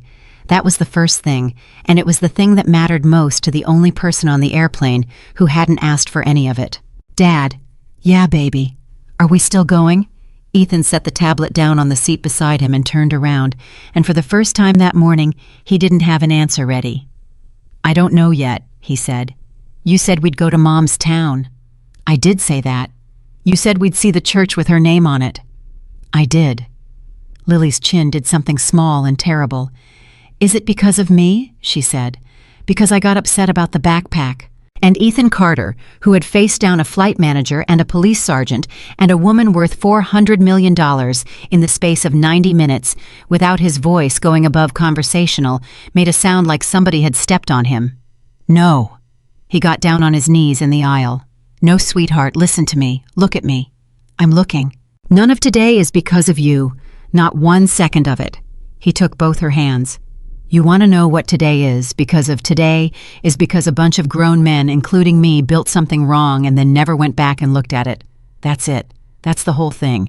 You didn't do anything except sit in your seat and get counted to 300. Then why can't we go? Mac McAllister, standing 4 feet away, cleared his throat. She's got a point, he said. Mac. No, she's got a point, Ethan. Mac crouched down too, which his knees had opinions about. Lily, can I tell you something about your dad? Lily nodded. Your dad is about to do a very stupid thing, Mac said. He's about to spend the next 30 hours in a room with a lot of computers because he found out something bad this morning and he's going to tell himself it's the most important thing in the world and he's going to be right about that. He looked at Ethan.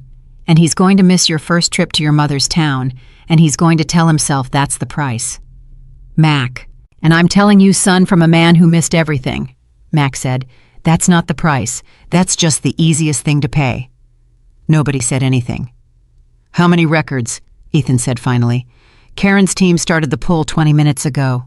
How long? Overnight minimum, maybe 2 days. Then I've got 2 days, Ethan said. You've got 2 days, Mac agreed. So take the kid to Charleston. They took the 1414 with the fresh crew. Ray worked it. He'd volunteered over the objections of a scheduler who had never once in her life had a flight attendant volunteer for a recovery leg, and he put the Carters in row 11 main cabin aisle and window because Ethan had asked for it specifically, and Ray had not asked why. Lily fell asleep somewhere over Kentucky with her head on her father's arm and the broken backpack in her lap. Ray came down the aisle with a cup of coffee nobody had ordered. Sir? Ethan. Ethan. Ray set it down. Can I ask you something? Go ahead. You gave me a card this morning with 11 digits on it and no name. I did. I've been flying for 15 years, Ray said. I've had 4 passengers hand me a card and tell me to call somebody. 3 of them were lawyers, and 1 of them was a man who said his brother-in-law was a senator. Ethan almost smiled. How'd that go for him? He deplaned in Milwaukee. Ray leaned on the seat back. Here's my question. You knew that number would stop the airplane. You've known it the whole time you've been flying. How many times have you used it? Once. Once in 2 years. Once ever, Ethan said. This morning. Ray was quiet for a second. Sir Ethan, I've got to tell you, in the back of the airplane we all figured you were somebody the second the bridge came back. But we figured you were somebody who always was. You know, a guy who throws the card around. I know. So why not before? Ethan looked down at his sleeping daughter. Because every time I thought about using it, he said, I could hear Sarah. She'd say, Ethan, you're going to use a phone number to fix a problem that 100 people have and only you can call. And she was right, so I'd sit there and take it. He turned the coffee cup slowly on the tray table. And 100 people kept having the problem anyway, so I guess I was wrong twice. Charleston that evening was 79 degrees and smelled like river water and jasmine. They took a cab to a street lined with live oaks and stood in front of a small blue house with a wraparound porch, and Lily held her father's hand very tightly and did not go up the walk. "That's where Mom lived. That's the room right there," Ethan said, pointing. "Second window, she had a poster of a whale on the wall." "A whale?" "She was a strange kid." Lily laughed, and then, without any transition at all, started to cry, and Ethan picked her up like she was 4 instead of 9, and stood on a sidewalk in South Carolina, holding 58 pounds of grief for about 10 minutes, while the light went orange. "Dad?" "Yeah. That lady said I could have my seat back." "She did. I didn't want it." "I know, baby." "I didn't want to sit there anymore." Lily's voice was wet against his shoulder. "I know it cost a lot of money and you saved up, but I didn't want to sit in it." "Sweetheart." Ethan set her down and knelt on the sidewalk. "That seat wasn't the present." "Then what was—" "You getting to be somebody's kid on an airplane for 52 minutes, he said. "That's what I bought, and they took it, and I'm not going to pretend they didn't. But we're standing in front of your mother's house, and that's the actual thing, and nobody on this earth can take that one." Lily wiped her face with the back of her wrist, exactly the way Gregory Hale had 10 hours and 800 miles ago. "Can we knock?" she said. "There's people living there now." "Can we knock anyway?" Ethan looked at the house. "Yeah," he said. "Let's knock." The audit came back at 4:11 the next morning. Karen called from Wilmington, and her voice had the specific flatness of a person who had stopped being able to feel the thing they were saying. "Mr. Carter, just tell me. 24 months, every station, manual overrides on locked seat assignments." She paused. 11,406. Ethan sat down on the edge of a hotel bed in the dark. "Say it again." 11,406. "Out of how many?" "That's the number I'd like you to hear, second sir. Out of about 41 million passengers." Karen exhaled. "It's a rounding error. It's 0.03%. Legal is already drafting a statement that says exactly that, and I want you to know they're going to be right."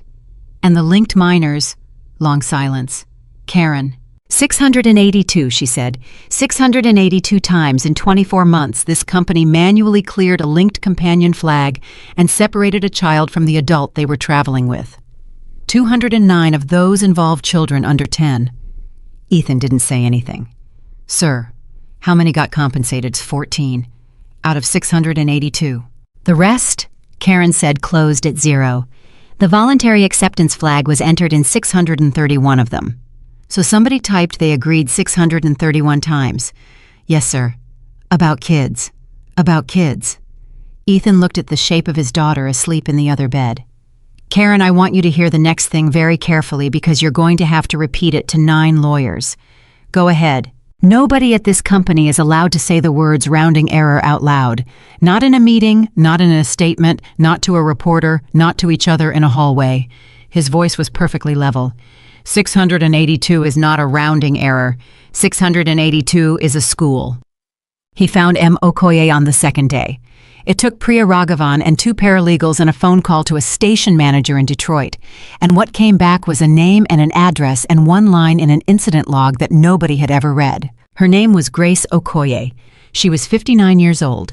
She was a home health aide in Redford Township, Michigan, and the child in row 33 had been her granddaughter Nia, age 7, whom Grace had been granted temporary custody of 11 weeks earlier by a family court judge. Ethan called her himself. "Mrs. Okoye."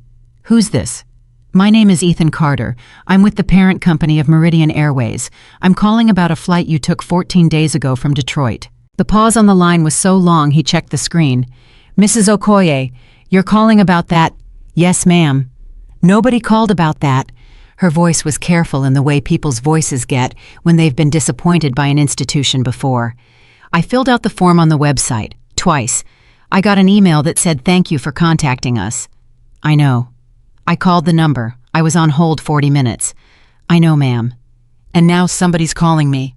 "Yes." 2 weeks later. "Yes, ma'am." "Why?" Grace Okoye said. "What changed?" And Ethan Carter, sitting on a bench outside a small white church in Charleston, with his daughter 15 feet away, reading a brass plaque with her mother's name on it, told the truth. "It happened to me," he said. She told him the whole thing, and it took 22 minutes. She had booked the seats in February. She had paid the fee to lock them because she'd read online that you should, and because Nia had never flown, and Nia had been through 11 weeks that no 7-year-old should go through, and Grace had wanted her to be able to reach over and touch her grandmother's arm at any moment for the entire flight. At the gate, an agent had told her there was a seating conflict. I said there's no conflict. I've got the confirmation on my phone. And she said the system shows what it shows. What did you do? I asked to see a supervisor. And he came over and he looked at my phone for about 2 seconds, Grace said, and he told me the same thing, and there was a line of people behind me, and Nia was holding onto my coat, and Her voice went thin. Mr. Carter, I need you to understand something. I'm 59 years old, and I'm black, and I was standing at a podium at an airport, arguing about a seat with a line of people behind me. You understand what I'm telling you? Yes, ma'am. You don't get to be the person arguing, Grace said. There's a version of that story where I'm the person who made a scene, and that version follows you. So I stopped.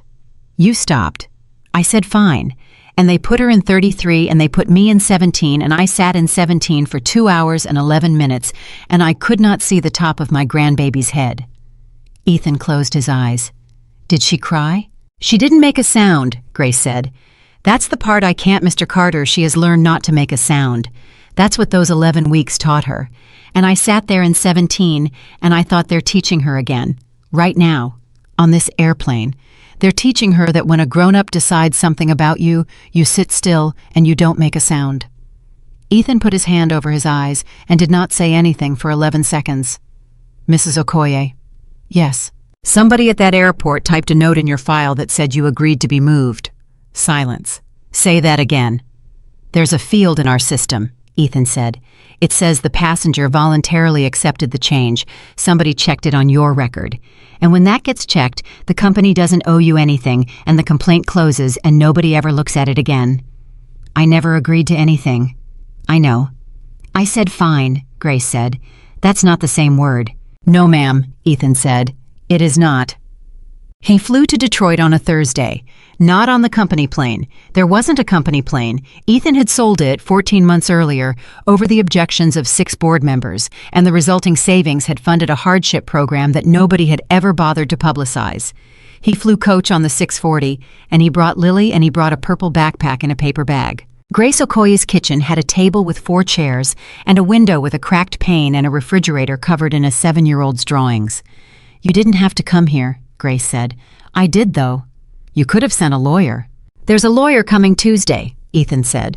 She's very good, and she's going to explain what the company owes you, and I want you to know I've told her not to negotiate. Whatever the number is, we pay it.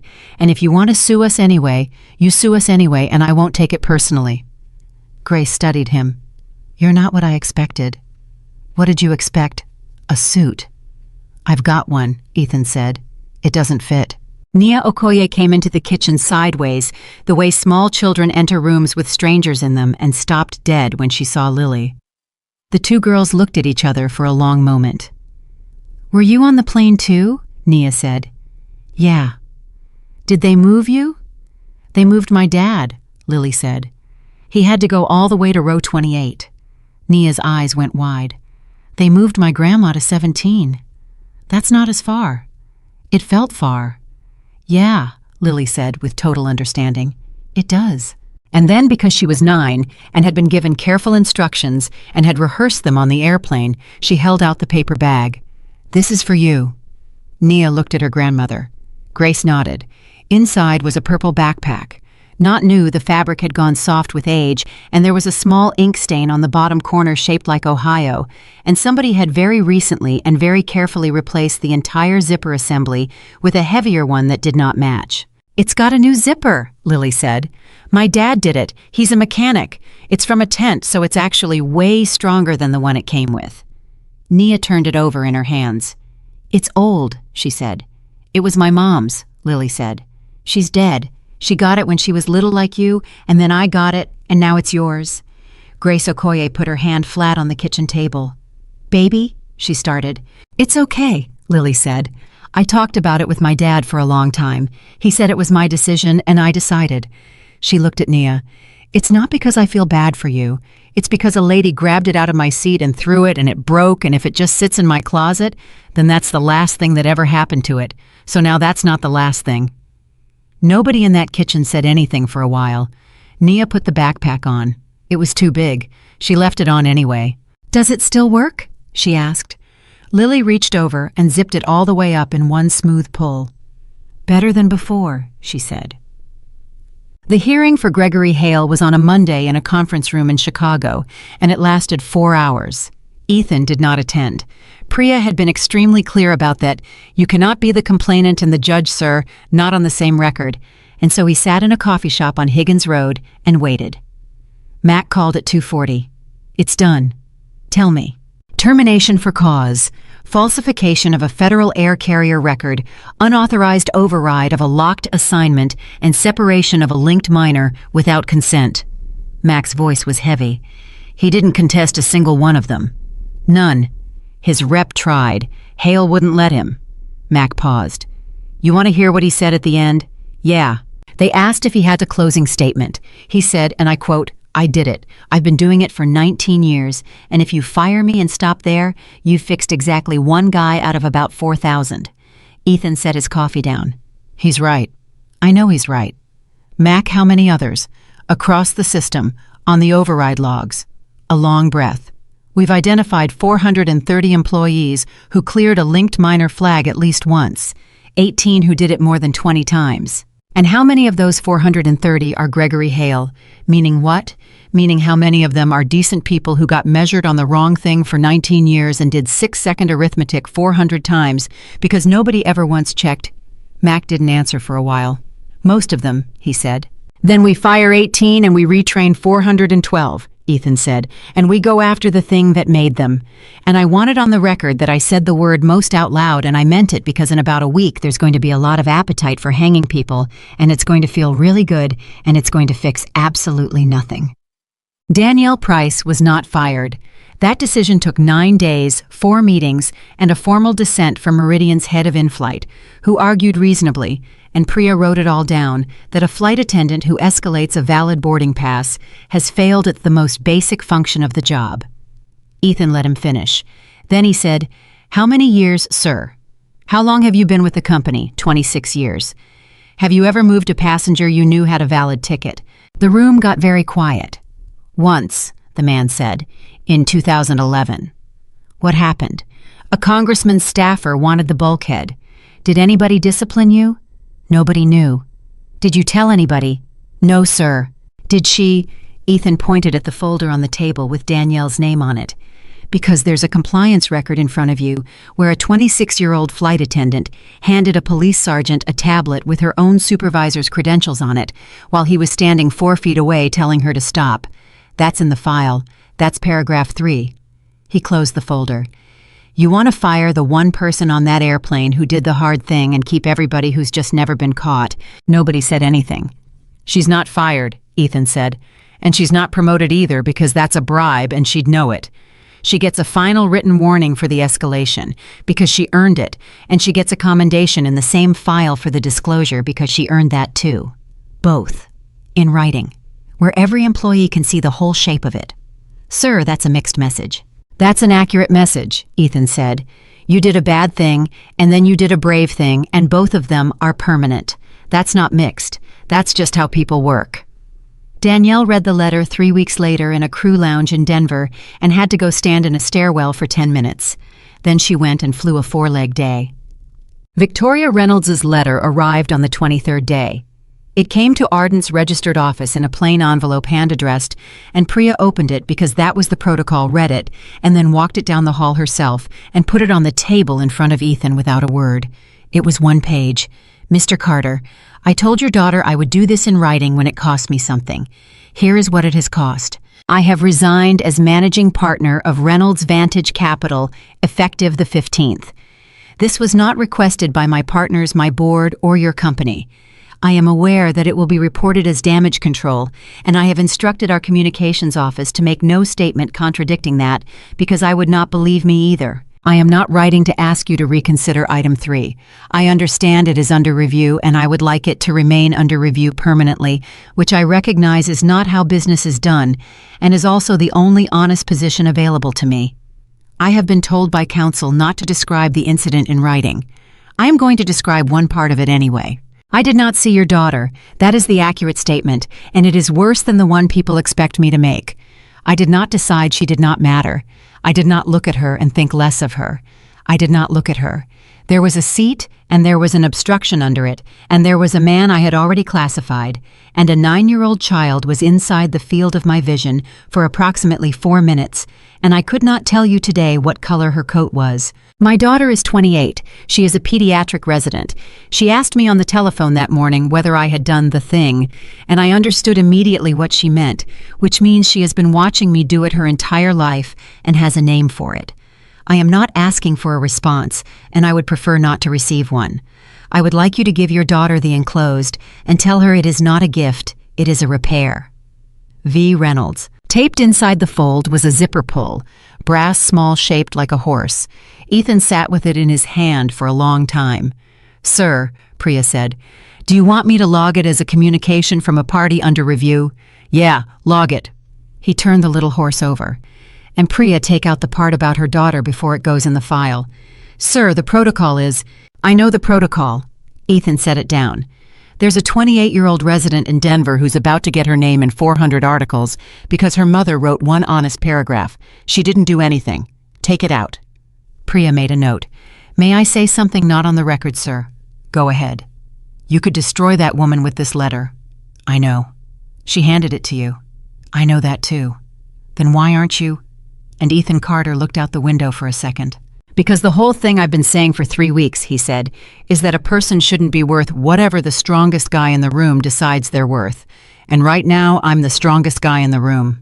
He put the zipper pull in his shirt pocket, which means either I meant it or I didn't. The board met on a Thursday in Charleston, in the room where item 3 had been supposed to happen 26 days earlier. 9 people. Ethan sat where he always sat at the end in a chair he'd never once thought of as his. Karen presented the numbers: 11,406, 682, 209 under age 10, 14 compensated. When she finished, a man named Alan Pruitt, 64, 3 decades in transport, the closest thing the board had to a conscience, and also the closest thing it had to a break, put down his pen. "Ethan, before anybody else talks, what are you asking for? 4 things. Go ahead. 1. The voluntary acceptance field comes out of the system, not renamed, removed. If a passenger accepts a downgrade, we get it in writing from the passenger with their thumb on a screen, or we owe them the money. That's an 8-figure exposure annually." "Yes. Just so we're clear-eyed." "We're clear-eyed," Ethan said. 2. A locked seat with a linked minor cannot be overridden by any station-level credential. Not a supervisor, not a station manager. It goes to system ops, or it doesn't happen. "That'll cost us on time." "Yes." "How much?" "Karen ran it," Ethan said. 11 seconds of average departure delay across the network. Somebody down the table actually laughed. 11 seconds. 11 seconds, Ethan said. "That's the whole number. That's what we've been buying with 682 kids." The room went quiet. 3. Station bonus structure. Right now, every ground ops manager in this system is measured on D0 departure percentage and nothing else. And I want a second metric with equal weight, and its compliance override rate, and I want the 2 of them on the same page of the same email every month. Pruitt was writing fast now. "And 4. Ethan didn't answer right away. 4 is the one you're going to fight me on," he said. "Try us. We publish." Somebody said, "What?" Every number Karen just read. All of it. 11,406, 682, 209, 14. On our own website in a press release with my name on it before any reporter finds it. 4 people spoke at once. Ethan waited. "Ethan!" Pruitt held up a hand, and the room settled.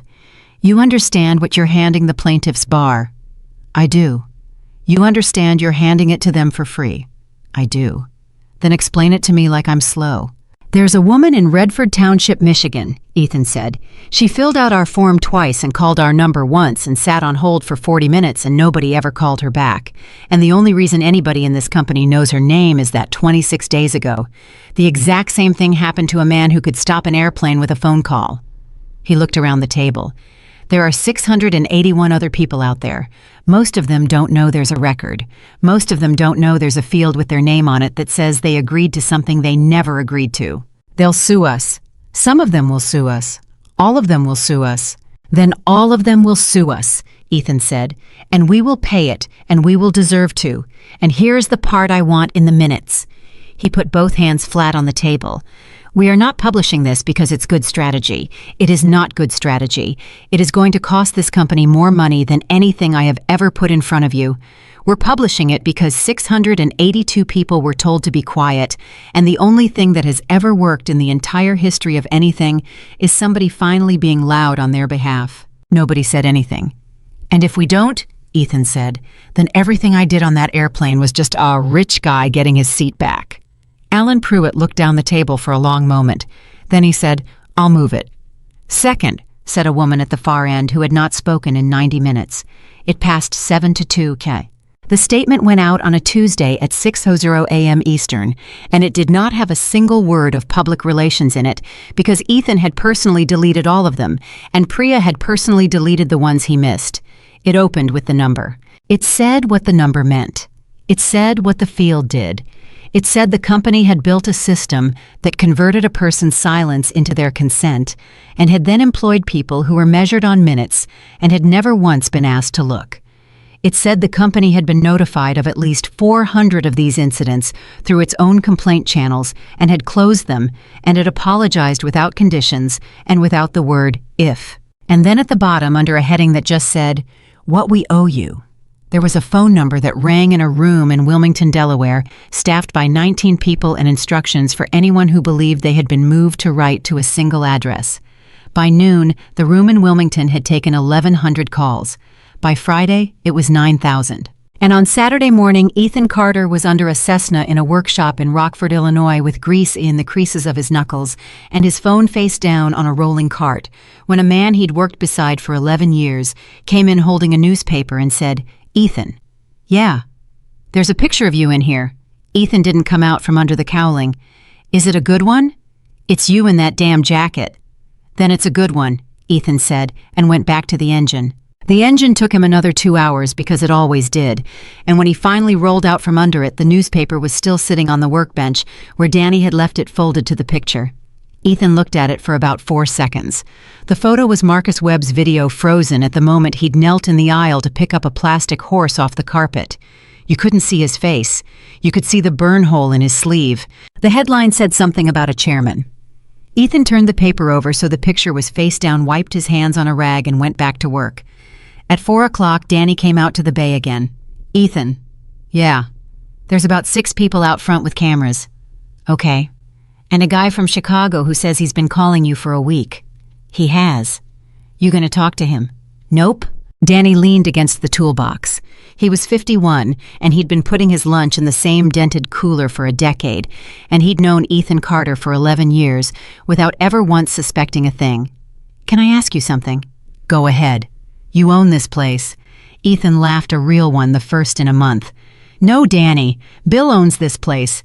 I've got a W-2 like you, and I get the same 14 cents a mile." "But you could own it." "Yeah, I suppose I could." "Then what the hell are you doing under a Cessna on a Saturday?" Ethan looked up at the airplane above him, a 172 with a tired magneto and a hairline crack and a baffle that nobody would have caught but him.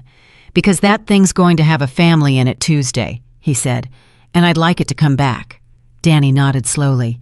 "Yeah," he said. "All right." I went back to his bench, and that was the end of it. And Ethan Carter went on working at that shop for 4 more years without a single one of those men ever treating him differently, which was in the end the only actual perk he ever got out of any of it.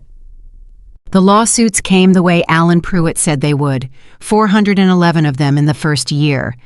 Ardent settled 396 without contesting liability because Ethan had put it in the minutes, and the minutes were binding, and there had been nothing anybody could do about it after that. The number when the accountants finally stopped counting was $148 million. The stock dropped 9% in a week and took 11 months to come back. "You want the honest assessment?" Prewitt asked him in the hallway after the fourth quarter call. "Always. That was the most expensive act of decency in the history of this industry." "How's the network compliance rate?" Prewitt made a face. "You know how it is."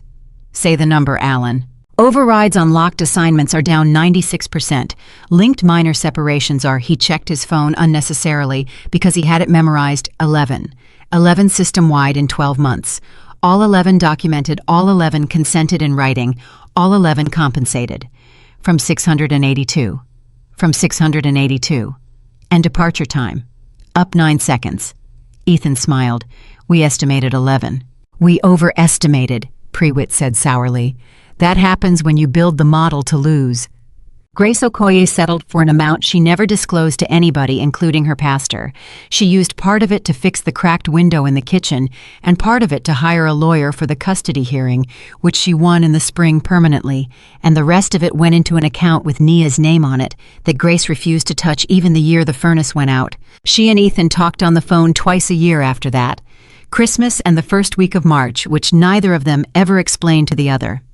Nia Okoye wore that purple backpack until the 4th grade, at which point the shoulder strap finally gave out entirely, and Grace found her granddaughter at the kitchen table with a needle and a spool of heavy thread and a look of tremendous concentration. "Baby, we can get you a new one." "No, we can't," Nia said without looking up. "This one's from a girl whose mom died. You can't just get a new one of that." Gregory Hale did not work in aviation again. He took a job managing a distribution warehouse in Joliet for about 60% of what he'd made before, and for the first 8 months he told people he'd left the airline.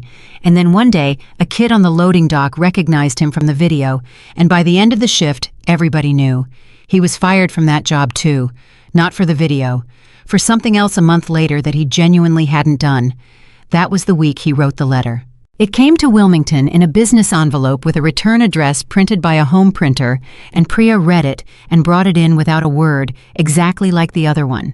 It was 4 pages, and 3 of them were bitter, and Ethan read all 4. "I want to tell you something you probably don't want to hear," the last page said. "I'm not sorry the way you'd want me to be. Some days I am. Some days I'm at the warehouse at 5 a.m., and I think about how I drove 40 miles in an ice storm for a woman's wheelchair, and nobody wrote an article about that, and I get so angry I have to sit in my truck. But my son is 11. He asked me last month why I don't work at the airport anymore, and I told him the truth. All of it. I told him I moved a man because the man couldn't hurt me, and he said, 'Did you say sorry?' And I said yes, and he said, 'Then it's okay.' And I had to go outside, Mr. Carter, because it is not okay, and he's 11, and someday he's going to be standing at a podium with a line behind him, and somebody's going to be looking up at him, and I need him to be better than his father was. And the only way I know how to do that is to keep telling him the true sentence even when it costs me. So I'm going to keep saying it. That's all I've got. I'm not asking you for anything." Ethan wrote back, 2 lines. "Mr. Hale, the true sentence is the whole job. Keep saying it. E.C."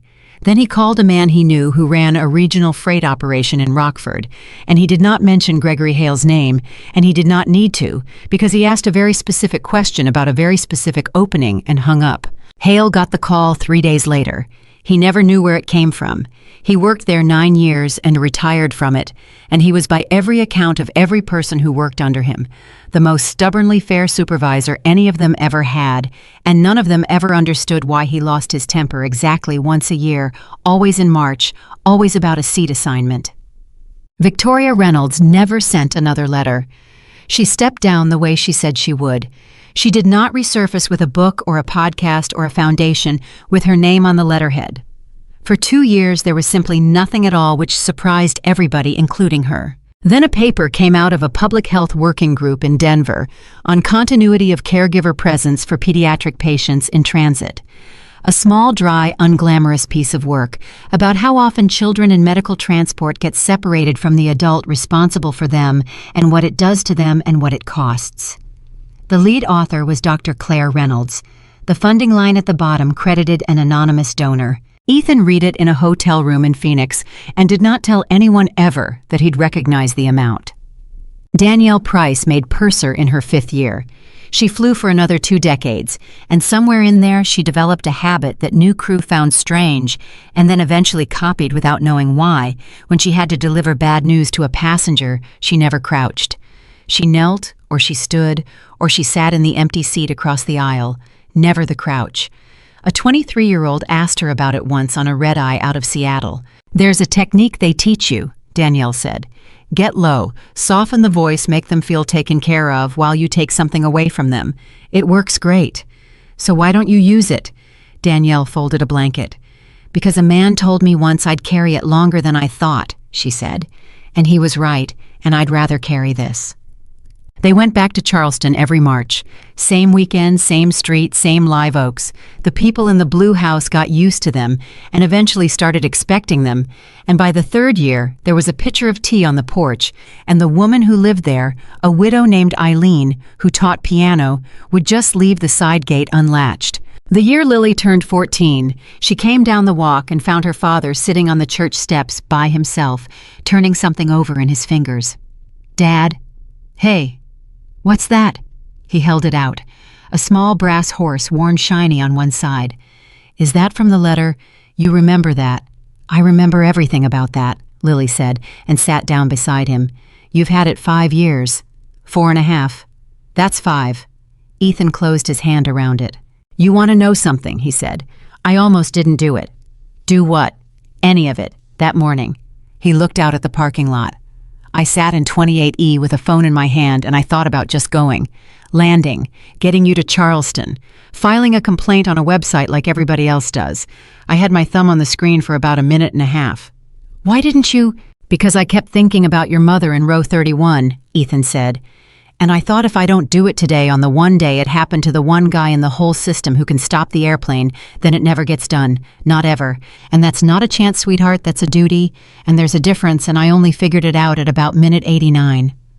Lily was quiet. "Do you ever wish you'd just gone?" "Every March," Ethan said. "For about 10 minutes. "And then what?" "And then I think about a 7-year-old in row 33 who learned not to make a sound," he said.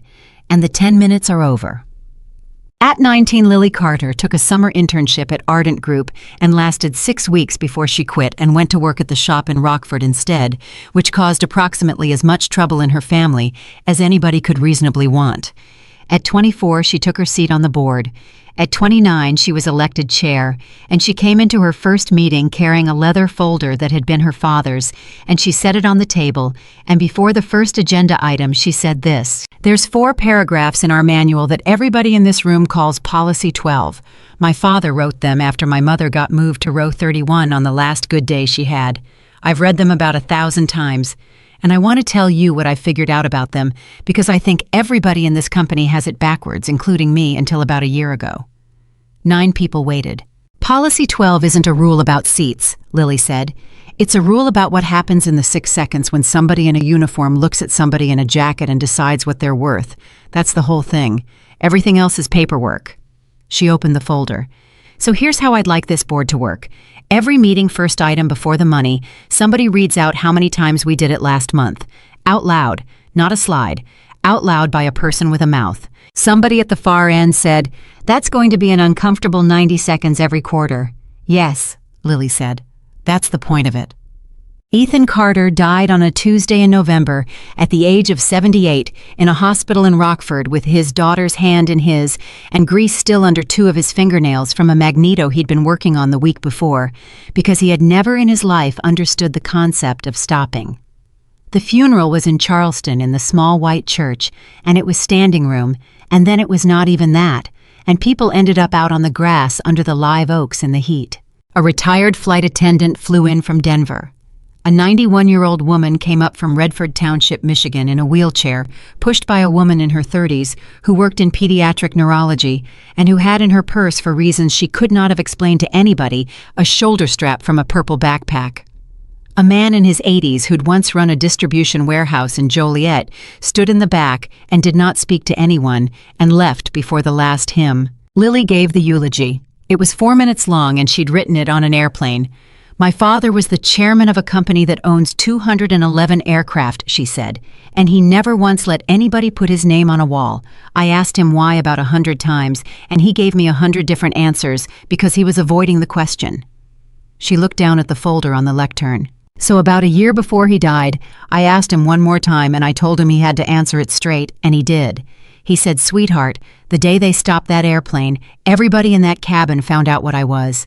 And every single one of them changed how they talked to me inside of 4 seconds." He said, "That's the part nobody ever writes about. They didn't get better. They just got scared." Lily's voice held. Everybody there said afterward that they'd expected it not to, and it did. And then he said the thing I'm going to leave you with. He said, "The seat was never the point, Lily. Anybody will treat you well once they find out what you can do to them."